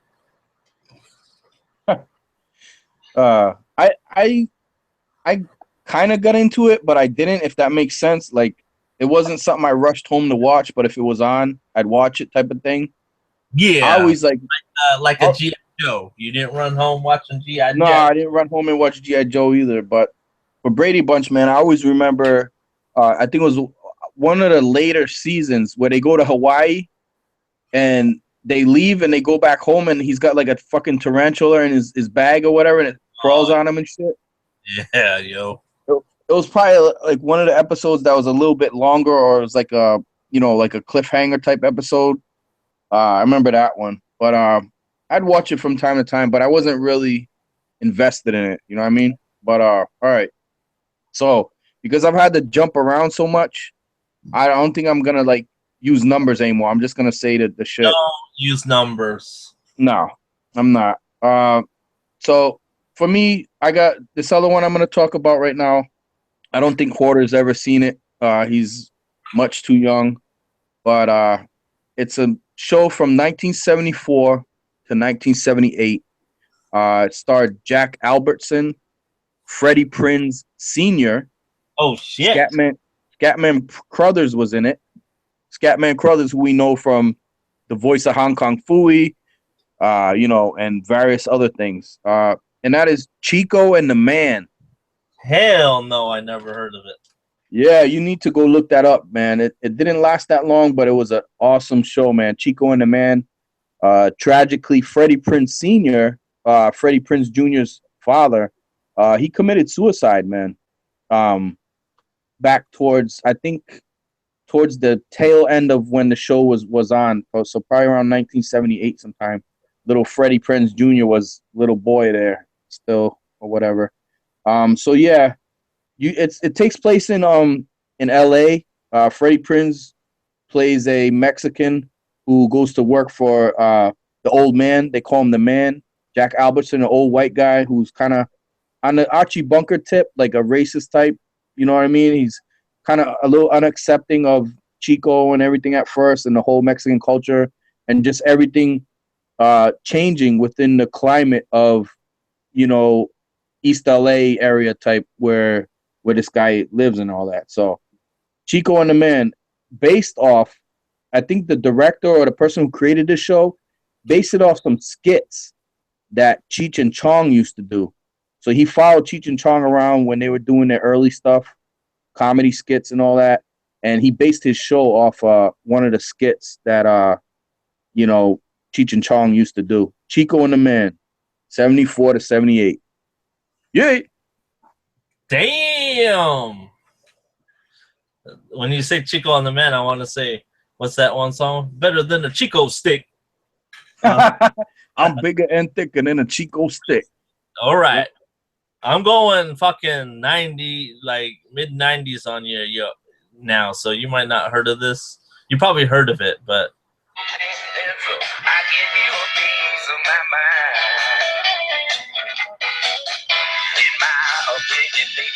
The sun is gonna surely shine. Stop all your fussing. Slap on smile. Are you clueless? No, I recognize it, man. It's Blossom. Yep. Blossom. Remember that six, like Blossom with the big nose, but her friend, man, had the booty. That was Six. Jenna Van Oy. Yeah, her friend appeared in a black men's magazine, man. I forgot what it was. Kadunk. Yep. Like King or Jet. Yeah, King. Yeah, basically it was a sister living with her brothers, her older brothers, like Joey. There was Joey, and I guess their parents died, and then they lived together. But it was her kind of dealing with growing up with, I think it was 3 older brothers. But that's where you had Joey. Whoa. Joey Lawrence. Whoa. But yeah, that and another one that I'll mention later as an alternate was just something that was on the TV because of my sisters. I like using my sisters as an excuse, but yeah. Blast. Maya Bialik. She's on fucking Big Bang Theory now. Yeah, she's the guy's girlfriend and shit. Yeah, the Roseanne dude's girlfriend. Yeah. No. What's his name? No, not the Roseanne dude's girlfriend. No. Yeah, you're right. The fucking Sherman. Yeah. Sheldon. Fuck. We're fucking up now. We're fucking up. This has been a 4.5 hour stream, and we're going for it. I know. Oh, John. All right. So, I'm gonna pick an alternate because we already talked about The Odd Couple. That was with Roger. I already talked about Fish. That was like one of my early on picks. So I'm gonna go with something that like I related to because it was high school. It was during the time I was in high school, and it was 1986 to 1991. Had Howard Hessman, Robin Givens, Billy Connolly played the teacher later on in it. Yep, you already know Dan Schneider, Leslie Bega, Dan Frischman, Brian Robbins, and that is head of the class. Yep. So Yeah. I enjoyed the fuck out of this show because it was like at the time when I was in like, basically I was in high school during this time, so it was like going on, high school type of show. I was in high school, and I had a crush on Robin Givens. Actually, you know who was in the show too? Richard Pryor's daughter was in some of the later episodes. I think her name's Rain Pryor. She was kind of like they're all smart kids in this high school and everything, and they're like in advanced classes and shit. Yeah. But you had some shenanigans going on. You had the more like tough guy type. That was Brian Robbins' character, and he had a crush on the redheaded chick. Yeah. Remember? Yeah. Yep. And so yeah, I just have fond memories of this show. You had the nerd, which was Arvid, and his buddy, the fat guy, which was played by Dan Schneider. They were always like getting in the stuff. So yeah, head of the class, man, from 86 to 91. That's coming in for me next. Right on. That's up there on my list. Okay, we talked about Blossom, another one in the kind of the later 90s. I brought this up before on other streams is because it's nostalgia, but that is Parker Lewis Can't Lose. Oh, fucking Corin Nemec. It had that, it ran actually longer than I thought. It ran, I think, for 3-4 seasons. Let me see. Got it right here. It ran, 94 seasons, 90 through 93, 73 episodes. So, also starred Billy Jane. You remember Billy Jane? He was the guy, the guy that either the brother or the kid that was in Just One of the Guys, Billy Jane. Okay. Yeah. So, he was also the little kid on Back to the Beach that goes again and again.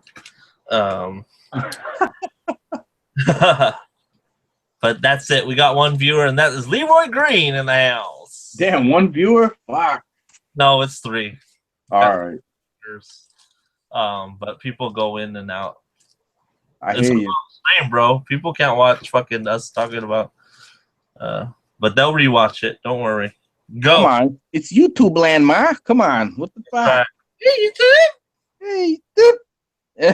So anyway, now I'm digging into my alternates now, but coming in at whatever number, we lost fucking track now, but is a show from 1975 to 1979, another high school show in Brooklyn, New York, at the time the 3rd largest city in America, and that is Welcome Back, Kotter,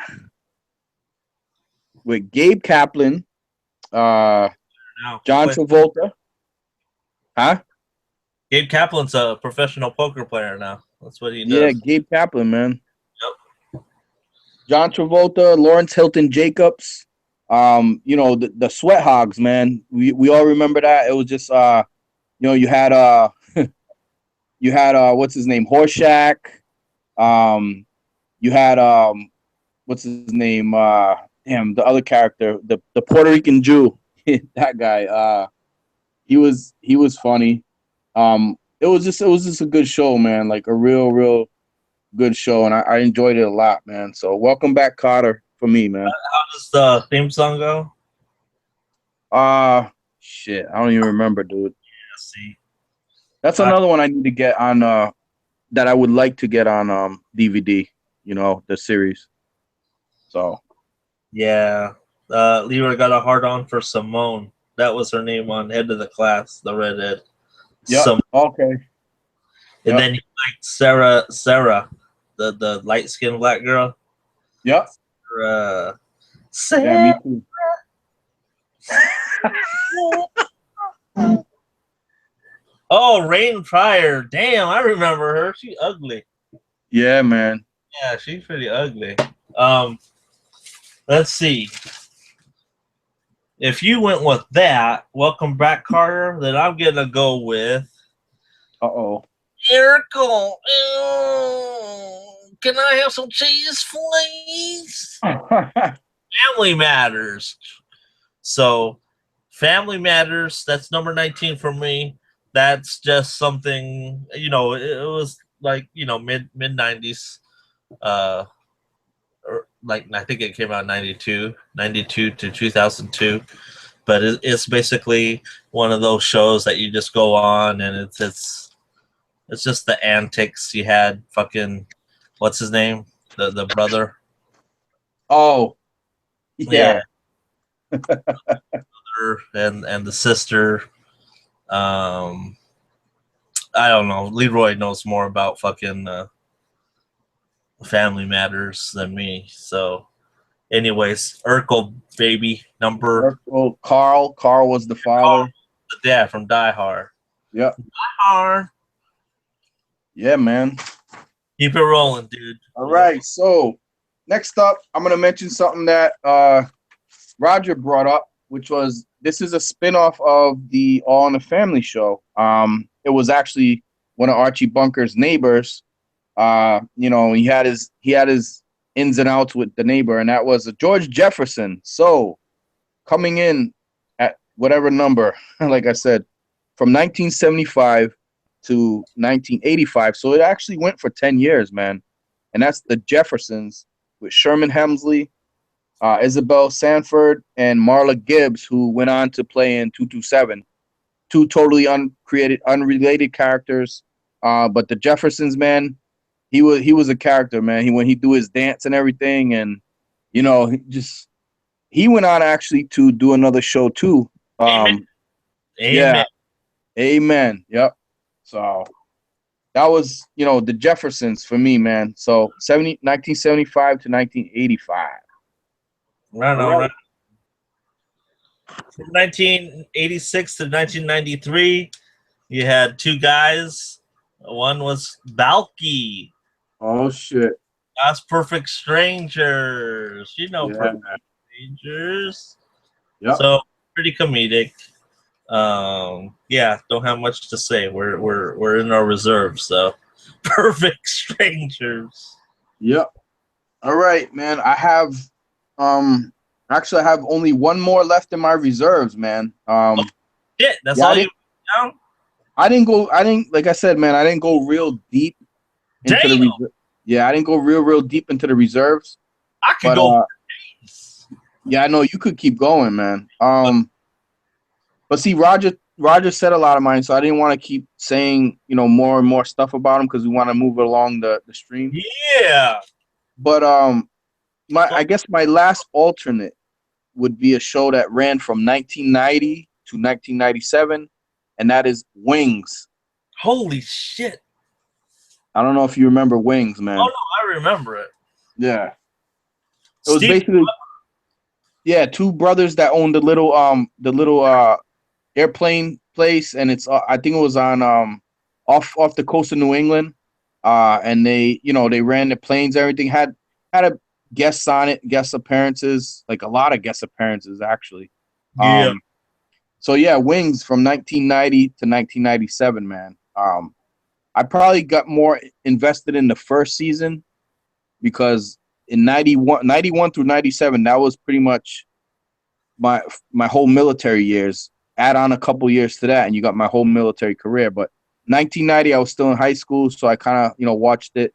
And after that, I only watched bits and pieces of the seasons after that. So, yeah, Wings from 90 to 97, man.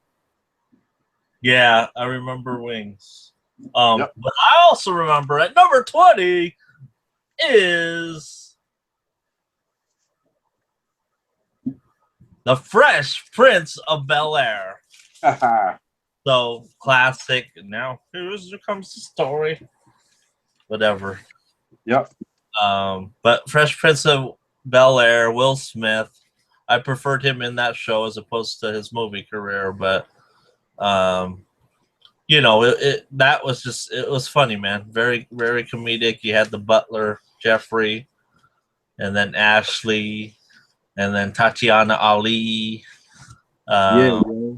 The dad. There was a rumor he was like a fucking molester. Really? Yeah, dude. Check that out.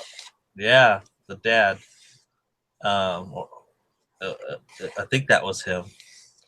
But Prince of Bel-Air. Then you have, I think there was a spinoff, right? Was there? Yeah. Let me think of it. Carlton. Remember Carlton? Yeah, I remember Carlton. Carlton Dan. Yeah. But you're out. You're tapped. Do you want me just to bust out stuff?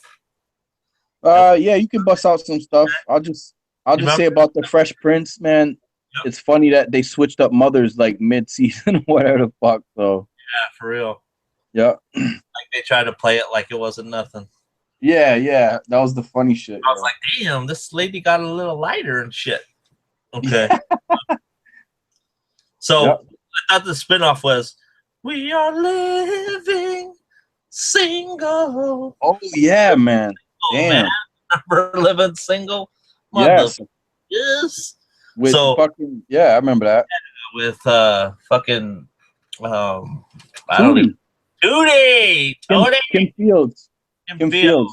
But Queen Latifah. Fuck. Yep. We are living single. Karaoke time, motherfuckers. Here we go. Here we go. It's the after hours. And then Mr. Belvedere. Yeah, man. So Mr. Belvedere was my joint too.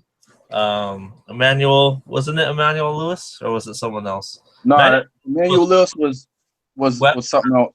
Yeah, Webster.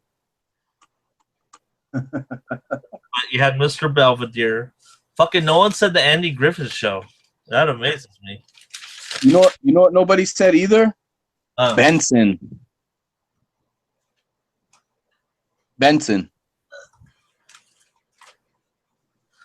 Benson, yeah, dude. And Soap. Soap.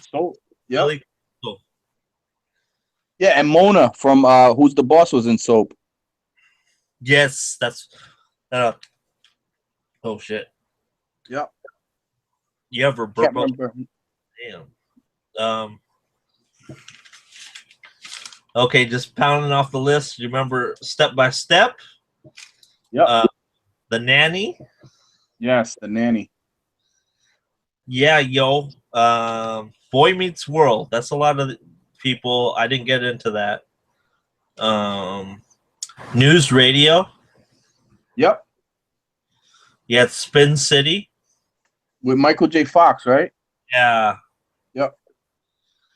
You had Arrow. Yeah. Not sure I remember that one. I'm just fucking around. I'm like, I don't remember that, man. Arrow, that fucking show. Becker. Freaks and Geeks. Yep. Caroline in the City. Yeah. Do you remember Dave's World? I think that was with the dude from Night Court. Dave's World. No, I do not. Yeah. Dharma and Greg. Remember it? Didn't watch it. Drexel's Class. Heard of it? Never watched it. Yeah, you did, Dabney Coleman. Come on, man. Drexel's Class. No, I never watched it. Fuck. Empty Nest. Yeah, heard of it. Never watched it. Holy fuck. Okay, how about Ferris Bueller, the series? Never watched it. Harry and the Hendersons, the series. That I did catch. Okay. Fucking Herman's Head? Nope. Holy shit. That had that dude from whatchamacallit, that did all the Simpson voices. You know what's funny, brother, is if you go from 1991 till 1999, there's a lot of shit that, like, I was in the military, man. I was either fucking like they were throwing me off in the fucking Middle East or somewhere, or I was working my ass off. So there's a lot of stuff I missed out on, man. And anyone, give me a break, dude. Nell Carter. Yes, definitely. A break. Golden Girls, bro. Yep. Definitely. What's happening? Oh, that's probably the one sitcom that I have the season of and stuff. I think that's probably the only one. And you didn't name it. I didn't name it. They did a repeat of What's Happening Now. Well, you know that What's Happening is based off the movie we just got it too. Coolie High. Coolie High, man. That's What's Happening is based off. Bro, I know my shit. Yep. Charles in Charge. Yes, I remember that. Coach. Also, Coach. Yep. So, Thrashed Fingers is in the chat, and he said Sabrina the Teenage Bitch. Yeah, yo. See, he's more. I was looking at his shit. He was more a Nickelodeon kid, like fucking Clarissa Explains It All. He knows that shit. Saved by the Bell. I can't believe no one said Saved by the Bell. Yeah, that came at the tail end of the '90s, so I was definitely watching that like before I went off in the military. One day at a time. Oh yes, definitely. Yep. Alice. Yep, Alice. Yep. Charles in Charge. That's what Couponer says. Yep. Oh no, I brought that up. He just brought it up. Sister. That's Crush's joint. Yeah, that's too late for me, man. Grace Under Fire, probably too late.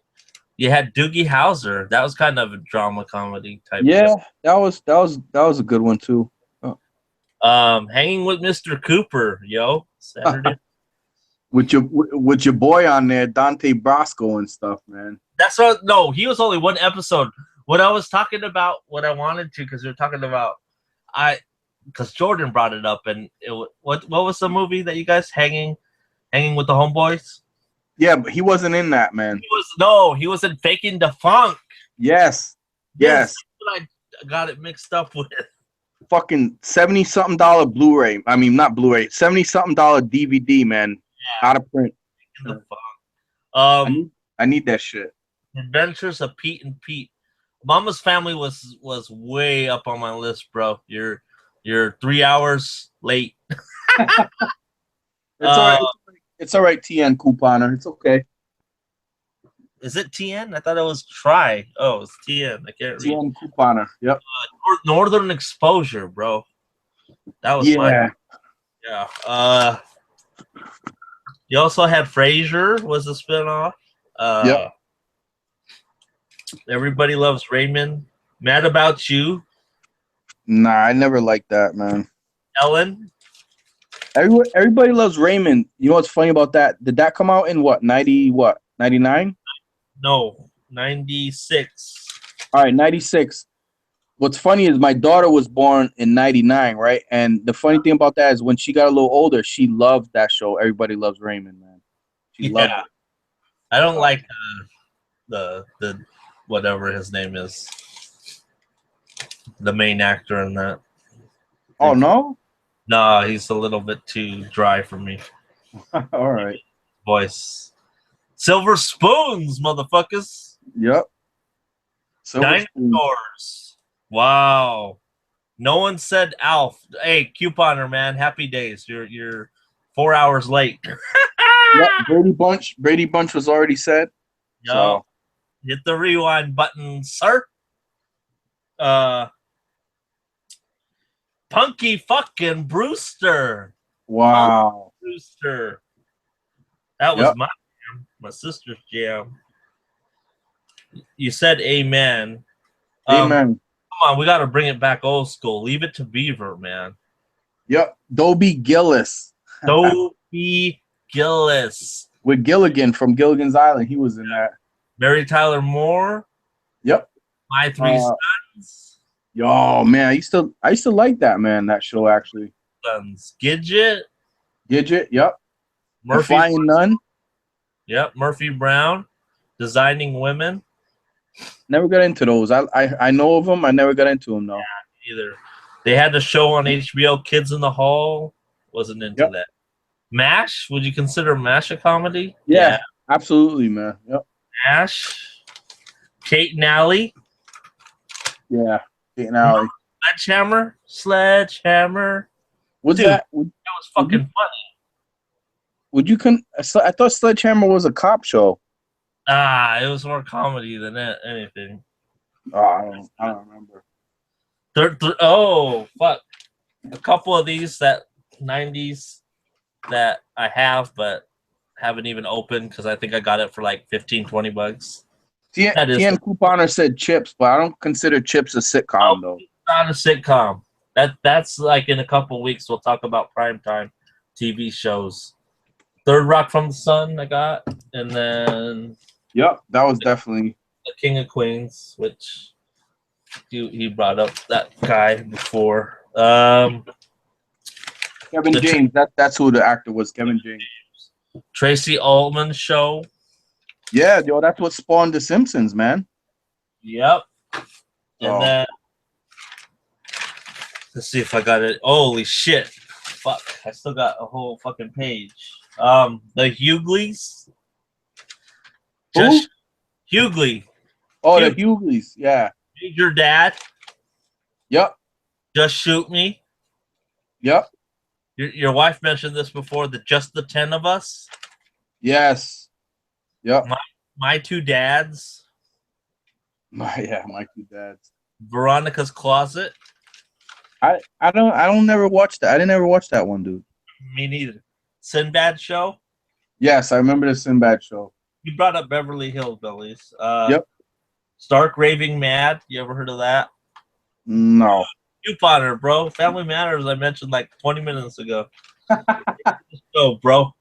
If Yeah, it's Couponer. we mentioned it. Susan, Settling Susan, Brooke Shields. Yes. Yep. You mentioned My Sister Sam with Pam Dauber. The sister, right? Yeah, Steve Harvey Show. Was that in the 90s?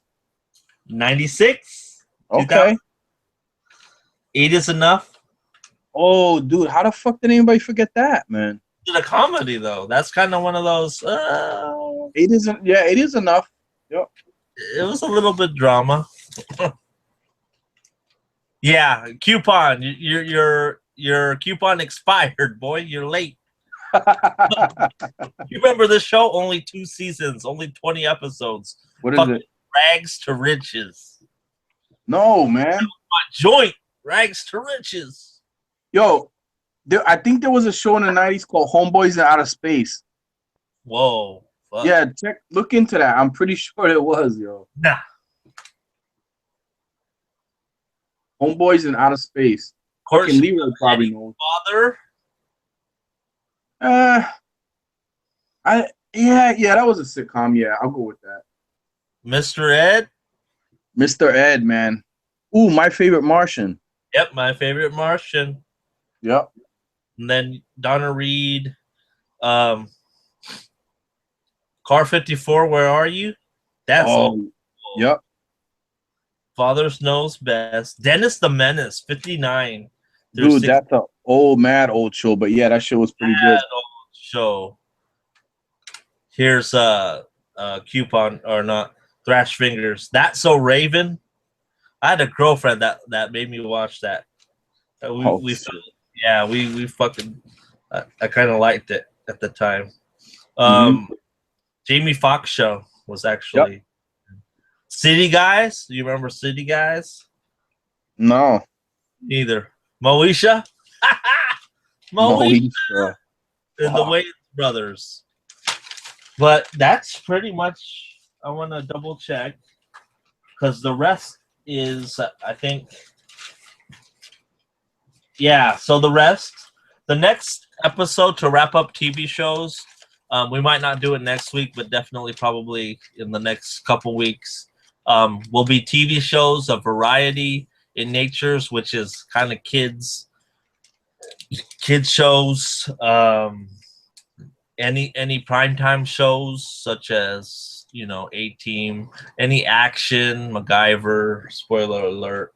But then basically everything but sitcoms. Yeah, everything but shitcoms. sitcoms Sitcom.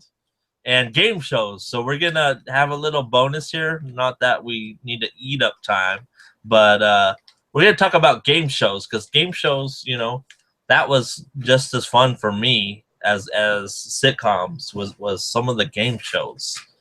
So John, you want to talk a little bit? Unless you guys got any more you want to talk about, because we didn't really go into the Nickelodeon type. You know, we didn't really grow up in those shows. But No, I definitely didn't. So yeah.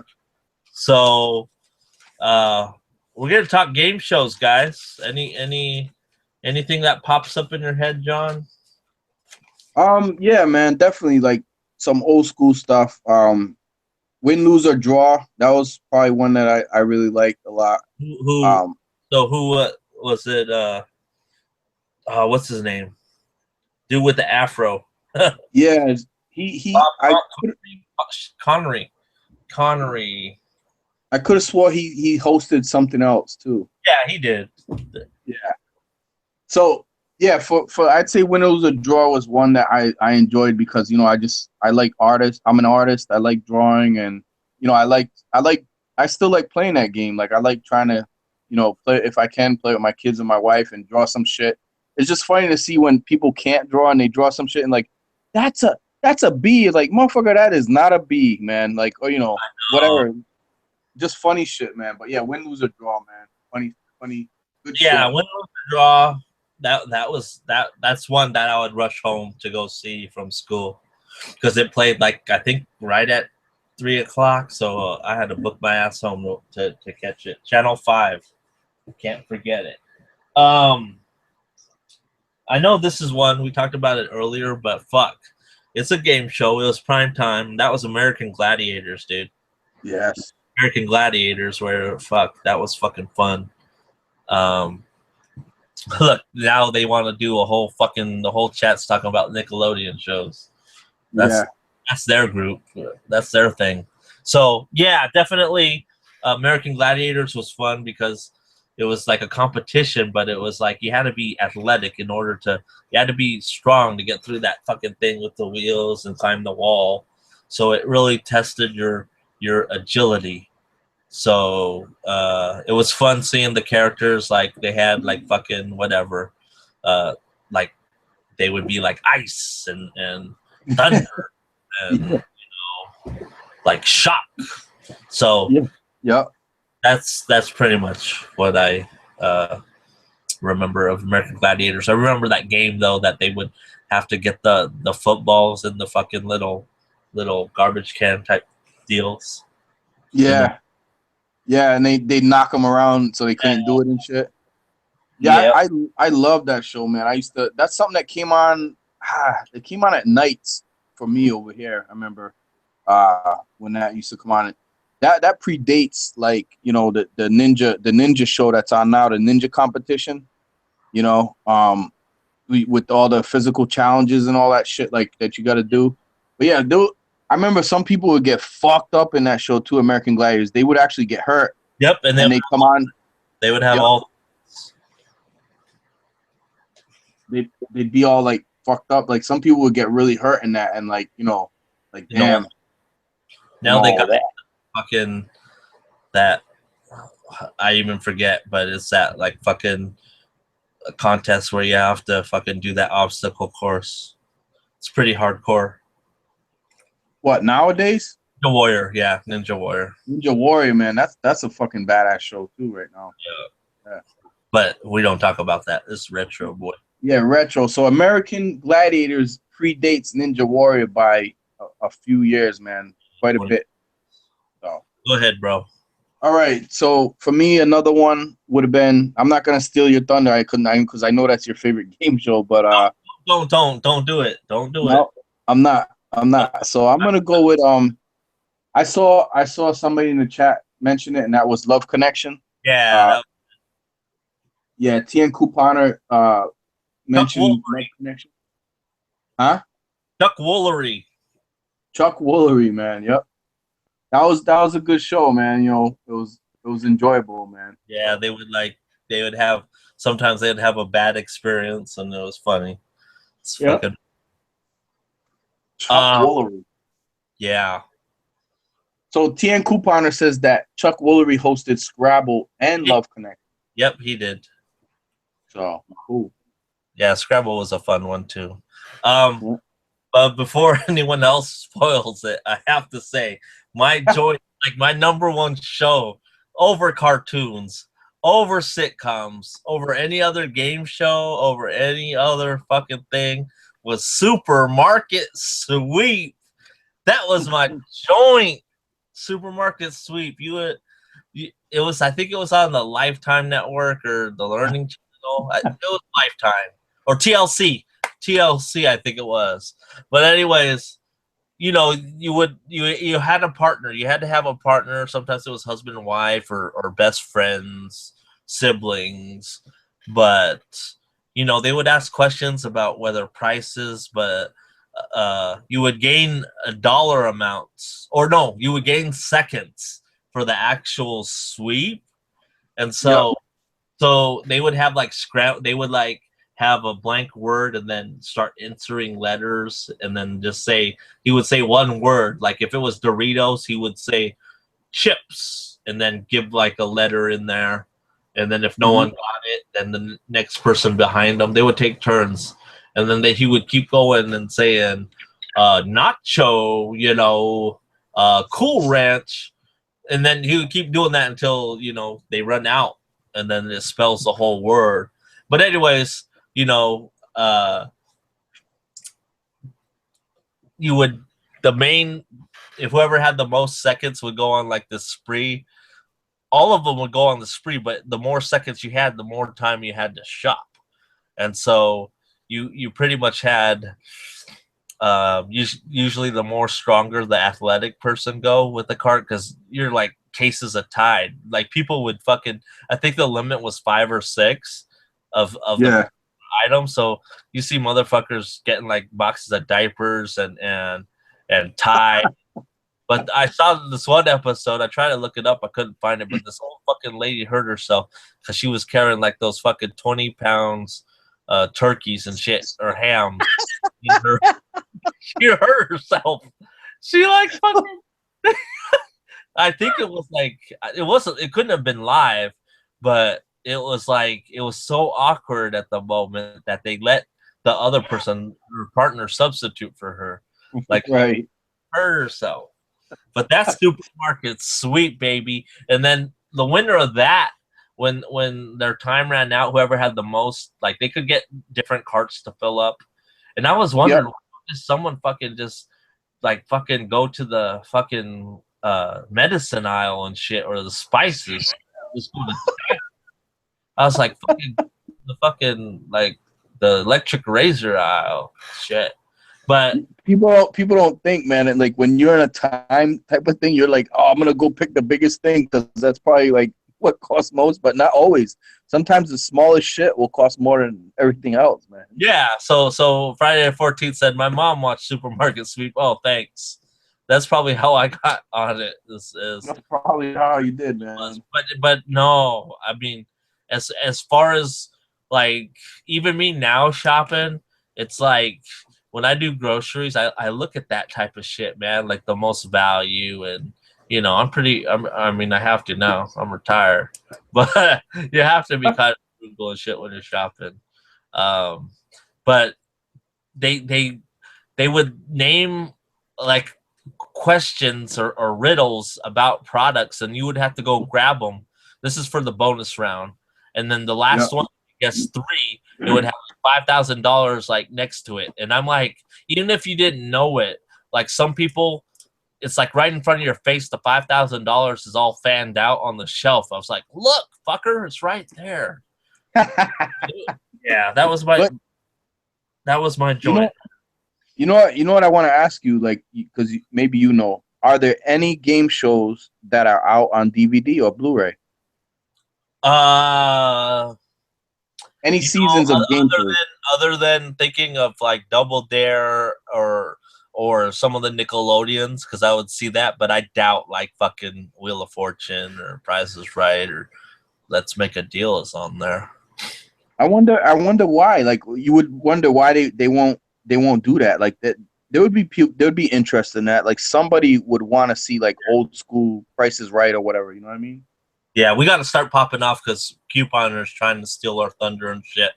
So let's just start popping off, and then we'll go back and discuss it because this guy's trying to like beat us to our punch. Go. All right. So I'm gonna say something that couponer didn't say, and that is name that tune. I know Hoarder likes that one too. So he was thinking that. Yeah, name that tune is my joint, but I got one. I got one coming. Yep. So I would say name that tune, man. Yeah, that was fun. Classic Concentration. That I accidentally looked. Oh my God, this Thrash Fingers. This little white boy is like throwing the N-word around. Okay. You're getting a little too comfortable, Stephen.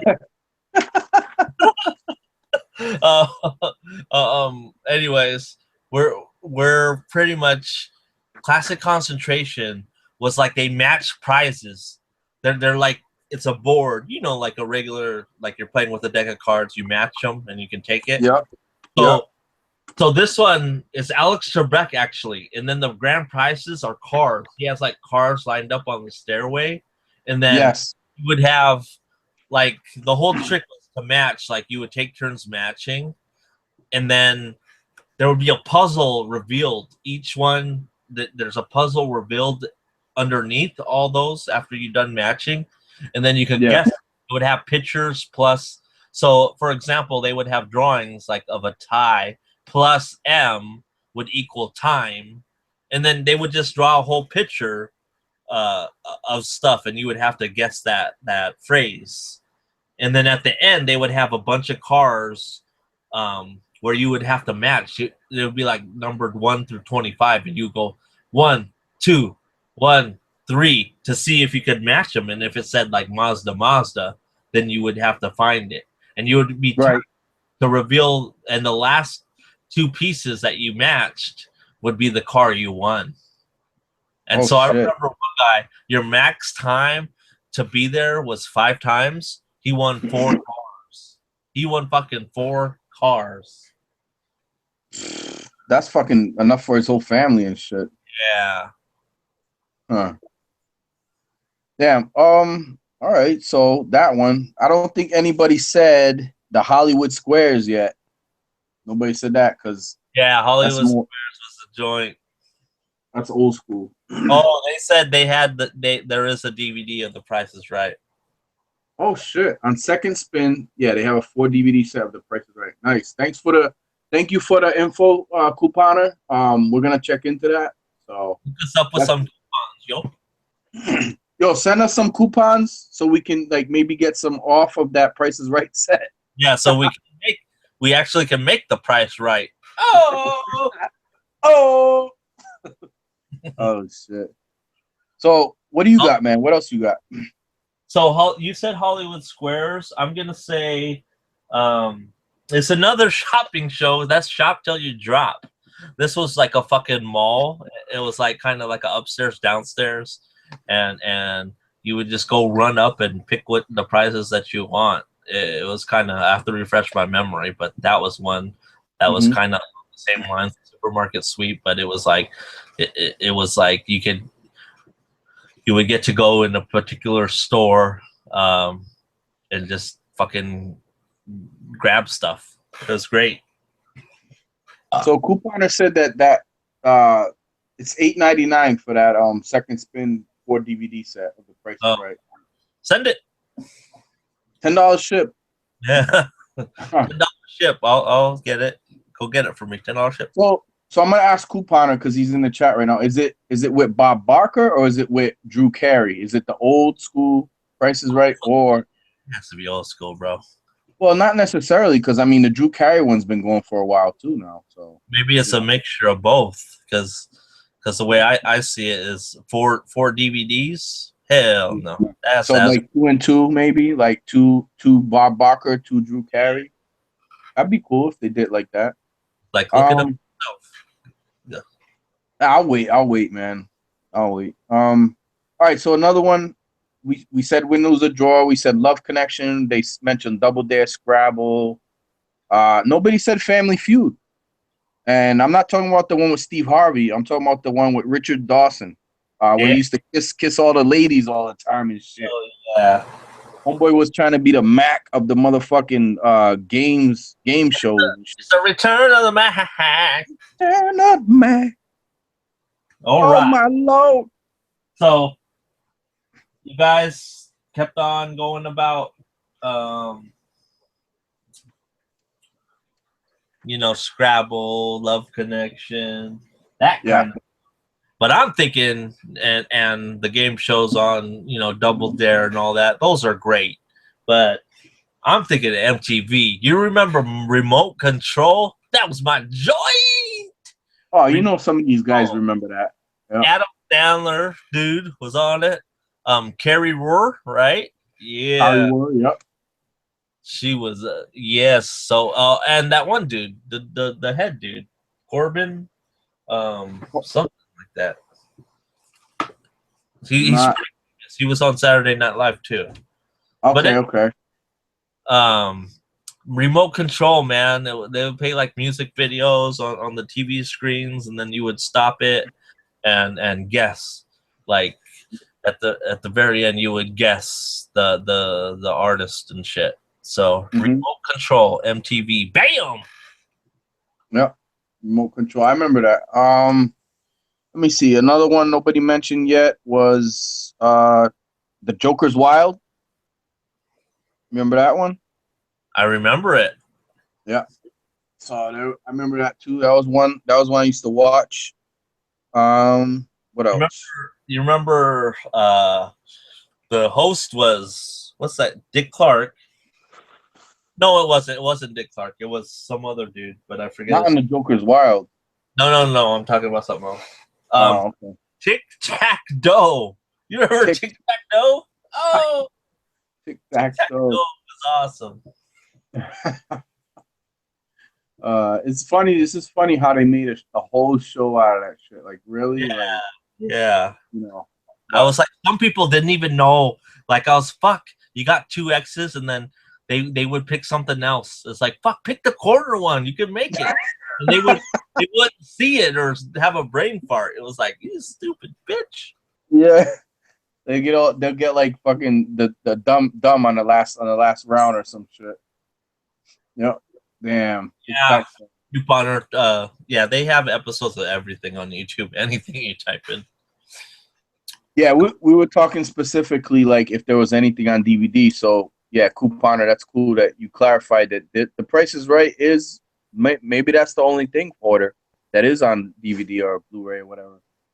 So yeah, that's something to look up, like just for research, or for your own benefit. Like, oh, I love this show. I want to see if there's any way I could watch it on demand. It's not gonna that I don't see it being any of those shows being money makers profitable because it's dated and it's not something that you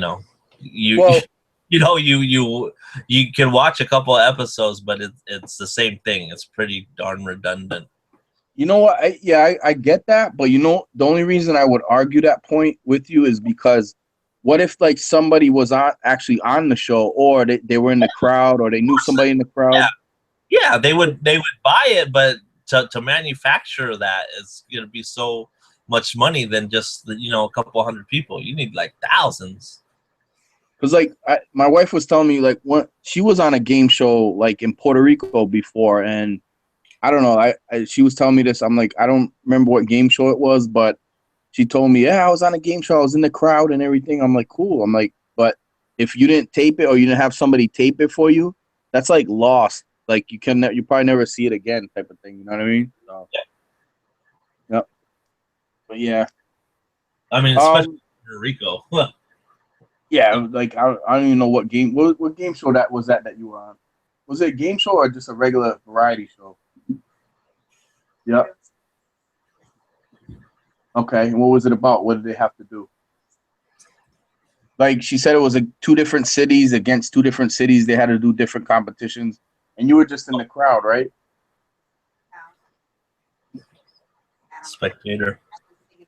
Oh, so what happened was my wife was singing in the crowd, and the lady came and sat on her lap, and had her sing the commercial, the commercial break. So that's pretty cool. Like I told her, it's too bad like nobody taped that on VHS. Yeah. But everyone saw her, so like now she's famous in Puerto Rico and shit. I guess I don't know.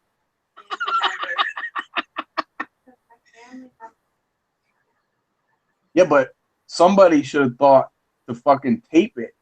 So I know, but they knew you were gonna be on the show though, right? No. They didn't know you were going. Oh, okay. Oh, well, you know, lost the history now. So unless you find it on YouTube, like some crazy shit, you know. But yeah, Hoarder. So yeah, there's that story. There was one called Bumper Stumpers. Yeah, I don't remember that. I think it had to do with like bumper stickers or something. Bumper Stumpers. Press Your Luck was another one. Whammy, no whammy. No whammy, no whammy, no whammy. What about Card Sharks? Yeah, Couponer mentioned Card Sharks, but that was good. It was like higher, lower, and then when they got like the fucking 8, it was like, oh, what do I do? Like, To Tell the Truth. Mm-hmm. The match game. There was a match game, but I like Password. Password is. Yeah, Password was dope. That shit reminds me of the cable guy where he's like, the password is, you know, Yeah. like I gave you free cable. That's how to print Blu-ray. I know. $20,000 pyramid. 20. Yep, definitely. That was a good one. Jackpot. There was a Jackpot. Remember Jackpot? Oh, dude, you remember that? Yeah, Jackpot was there was like 20 people. I looked it up on YouTube. I didn't remember, but Jackpot pretty much was there was 20. The contestants were all had numbers assigned to them, and then they would have dollar amounts in their. It was pretty easy too. Yeah. So dollar amounts on their hidden cards, they would open it if the person that was up first picked them, and then if they ran the table, they would like get the jackpot.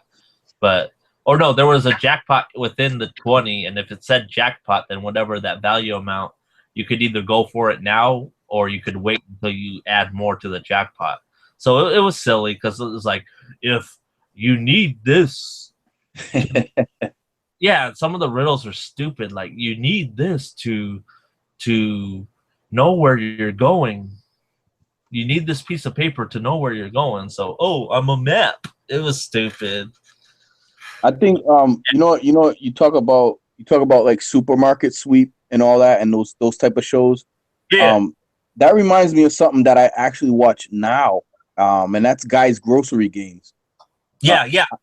That's the spin. Do you watch that? Yeah, but they cook, right? They cook, and whoever wins at the end has to run through the fucking supermarket, and basically the dude already has the list of what you need to get. So it's not like random.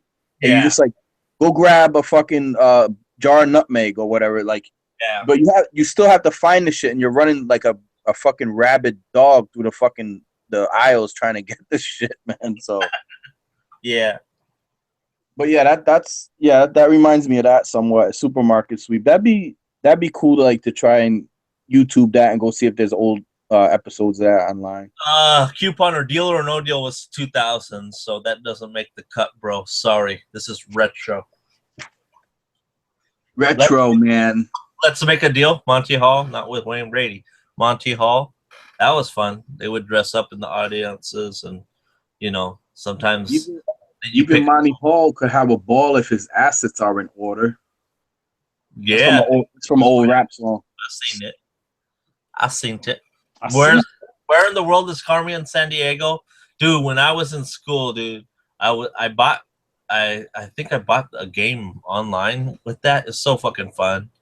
But the game I'm not real too familiar with, but probably the same thing I was playing on the computer. But that was fun because geography and stuff. Yeah. And what else, man? Truth or Consequences. Ooh, yeah. Yeah. I don't remember it, but I got written down. Yeah. To Tell the Truth. Tell the Truth. Yeah. Make Me Laugh. Did anybody say Wheel of Fortune? I mean, that's like I mean, that's just too popular. Like that and Jeopardy. It's like you can't. It's too popular. I mean that one though, like Wheel of Fortune is something that I would watch with my grandmother, and we would bet each other. We would bet pennies. Be like, I bet you I'll get the, like the word and shit. Yep. And like we would always like win. Like we'd win half. She'd win half the time. I'd win half the time. But like Wheel of Fortune, that's probably one of the ones I have most of the fond memories of, because that's something I watched with her. You know what I mean? So. Yep. You win Ben Stein's Money. Remember that on VH1? Yep, I do remember that. Weakest Link, late 90s. Late 90s. What about Millionaire? That was late 90s as well. Like, oh, you're on the cusp. That's like 99. Yeah, but still, it makes it, man. It makes it. This creeper, like, creeping up Griswold's at the last minute. Griswold's. Video Power. That was this joint. Video Power? Is that a TV show? What is he talking about? Is that a game? I have no idea, man. Okay. I'm not in the chat right now because my desktop's fucking up, so I'm still on my phone. Okay. There's a show called Lip Service. I don't know if that was like a. That sounds familiar though. You remember Third Wheel? That sounds familiar too.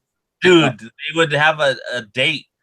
There was like a dating show with like there would be two girls and then one contestant, and then yes. Like, it would be awkward because you would be attracted to one of them, and that other one had to stick it out. All right, so the dating game. Did anybody say that? Yeah, someone said that earlier. Dating game. You had sometimes celebrities on there. Yep. Figure It Out. Anyone remember that game? Figure It Out. I do not remember that. Finders Keepers. Remember Singled Out on MTV? Singled. Yes. Oh, someone just put it in there. Jenny McCarthy. Yeah, McCarthy and the other dude. I do remember that. The Gong Show. Yes, I have that on my list, man. Yep. Yeah. If we're going like Double Dare and stuff along that lines, there's a show called Wild and Crazy Kids. They all dressed up in fucking colored shirts. And there was like everyone had like 20, 30 people on their team. And what year was that? It had to be like late 90s. Oh shit! I was making my own Wild and Crazy Kids then. Man. Yeah, but it was just like fucking. It was more like athletic games, like tug of war. Oh, okay. And fucking water balloons. It was more physical kind of thing. So yeah, there was Double Dare, but Family Double Dare. Double Dare was fun because the dad would always be too fat and old. Yeah,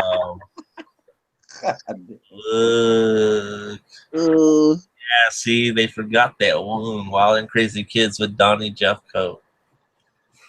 Doesn't even ring a bell to me, man. Sale of the Century. Yes, I do remember Sale of the Century. Oh. Top Card. Top Card. Yeah, that sounds familiar too, man. Fear Factor, late 90s. Yeah, yep, game show. Definitely. They came out with a Trivial Pursuit.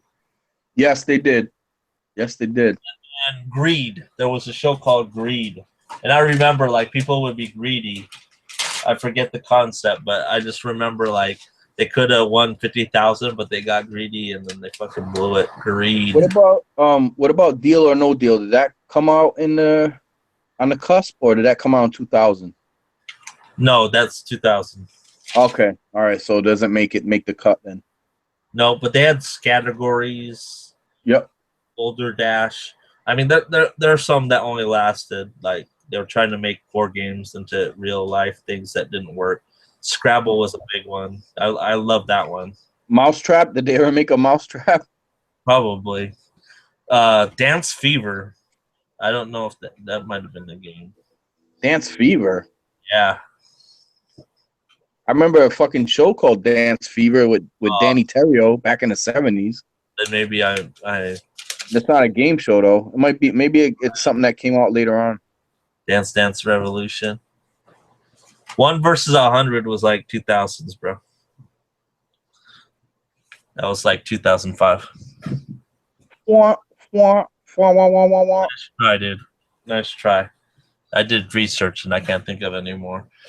So that was game shows, TV shows. Grizz, what? You got time now? Fuck. Yeah. Griswolds. What, Grizz wants to come on and name fucking show? I don't know if he's still available, but if he wants to. We're going into like the 5 hour mark now and shit. Yeah. Yeah, yo. Big bucks, no whammy. Yeah, we said that, dude. You're late. You're late to the party as always, dude. Who's that? Who's that? Griswolds. Oh, Grizz. Yeah. So it's just Griswold's couponer. Brian goes blue. Yep. And Thrash. Brian's in the house? Well, we only got one viewer now, so I don't know who's on still. Fuck. Yeah. In and out, in and out. I thought this would be like a one that would draw like, oh man. No, it did.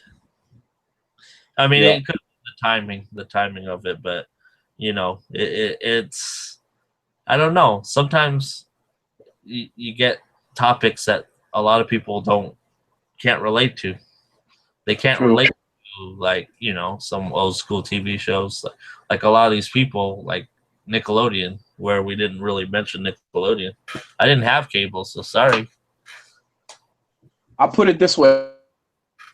If you're like 25 years old and below, I'm probably old enough to be your fucking dad. You know what I mean? So that's they keep my stuff really too much because, I mean, unless their pops or their moms is like my age and they're like, oh yeah, I remember watching that with my mom or my dad. You know, I don't know, but you know, so they could still relate. You know, I'll give people credit that are in that age group because, you know, I'm not saying that they didn't watch it or maybe they watch it with their grandparents or something like that. But fuck, Yeah. I'm not that old. You know what I mean? So the number that it says watching is wrong because there's 4 people that said I'm still here. I'm still here. So All there's right, cool guys. So don't feel all depressed and shit. Who, me or them?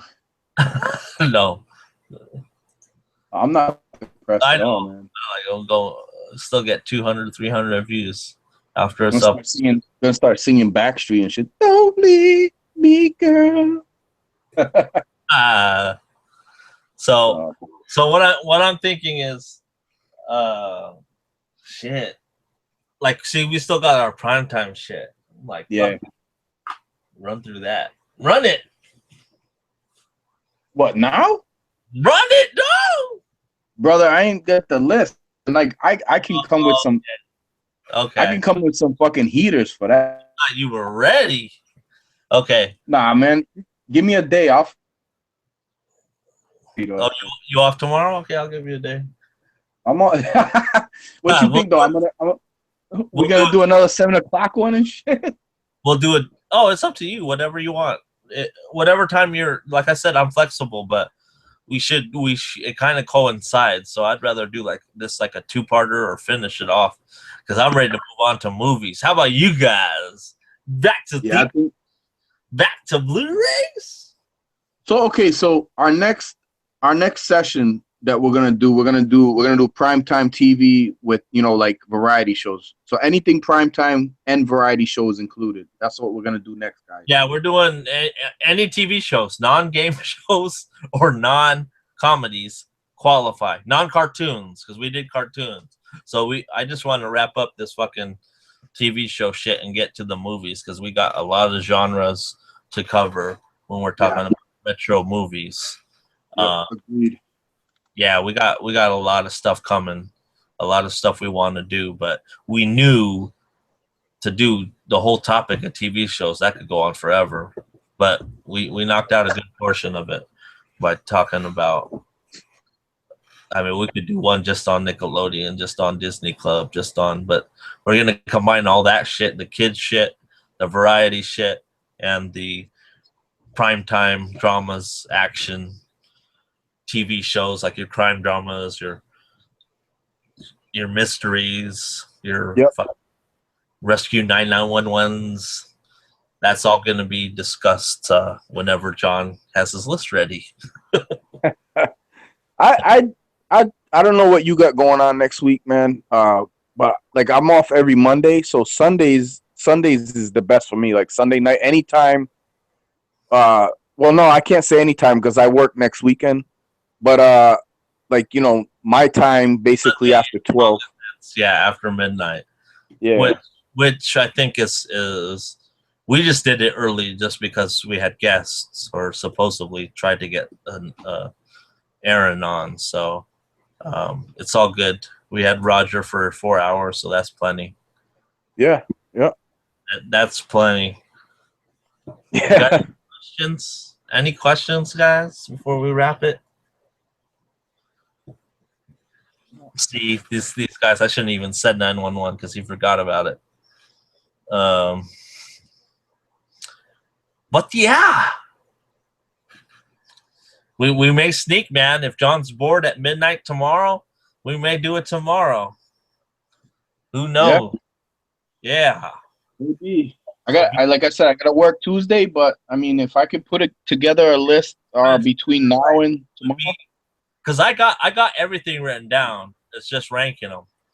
But if we do it our way of just doing the top ones and discussing it, see, that's why I think it went harder, is because we all chimed in on each one. If we just started like going, here's my number one. Okay, cool. Here's my number one. It'll go a lot faster. But right. But I mean, people want to hear you elaborate a little bit on it, because if they're not familiar. We could cut down like the list too, but no offense, Roger, but defending like that was short for Roger. 4 hours is short for Roger. So next time, what we'll do is, I don't know what we'll do, but we'll come up with something. Right. It all depends on the questions being asked, and but I think I have some in there. I have some TV shows that you're probably like, huh? That's so. Yeah.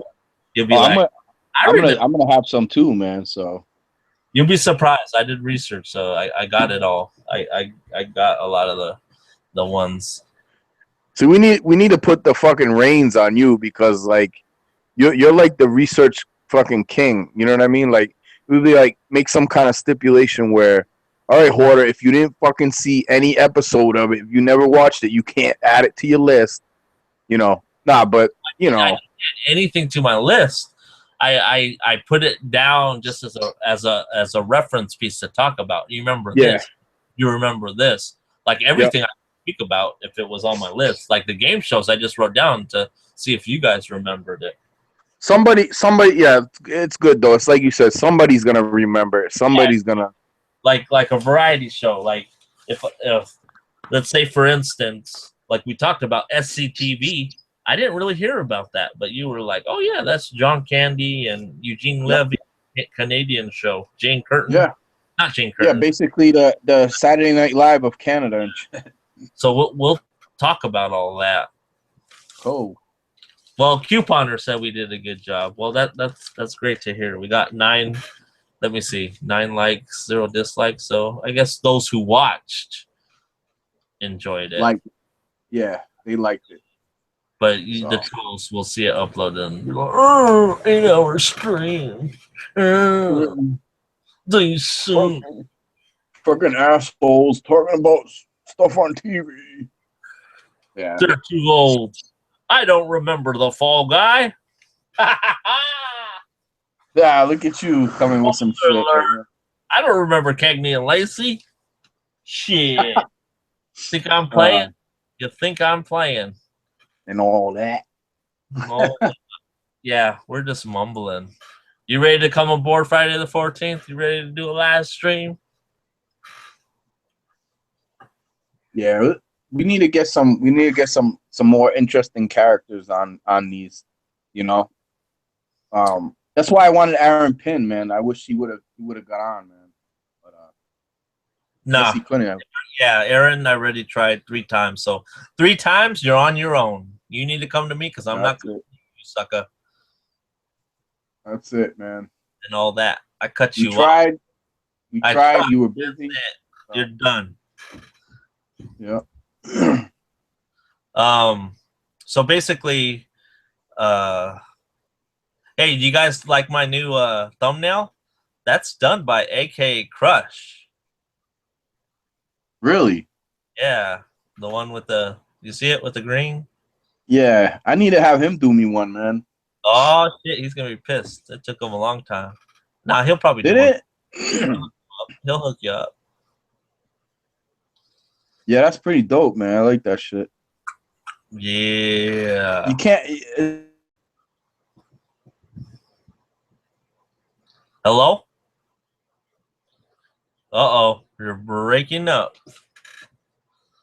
Oh shit, he got Friday the 13th. John, you're like, I can't even hear a word you're saying if you're talking, but Friday the 14th said he's working up the nerve and the pressure to get on. So you just have to, dude. That's how you're just gonna have to, if you want to network, if you want to, I mean, not necessarily get more subs, but to be involved in stuff that you like, the discussions. You just have to bite the bullet. No one's gonna bite you, man. The least I can do is just not invite you again if you fuck up. But hey, but yeah, we're open to anyone joining. Yeah, yo. Damn, you all went ghetto on me. Pay your fucking bills. This fucking guy. Your cable bills, bugger.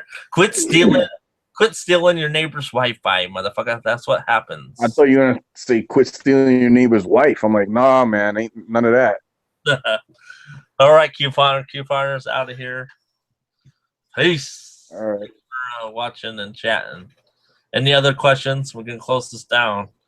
If you guys can't keep it going, because you know you get to that point where unless we start a new topic, I don't have anything. I'm done. If you missed any of the stream, go back, watch it. You know, go to the parts that, you know, whatever, you know, review it. If there's anything you guys want to suggest, you know, for an upcoming stream, let us know in the chat. You know, so retro. Yeah, that's the only stipulation. It has to be retro, so it has to be before the year 2000. So you can go from fucking when TV first started or movies first started, all the way back in from the 1920s, all the way up until, you know, 1999. Anything after 1999 does not qualify to be retro. So you millennials, sorry, you new millennials. That goes for you too, man. I'm not bugging you no more. You come to me. You guys come to me. Me and John are gonna run this joint. We'll hold it down. We did. Yeah, man. So I ain't got nothing else. If you don't, I mean, we can end the live stream here. So there you go. You're actually watching Party of the Five.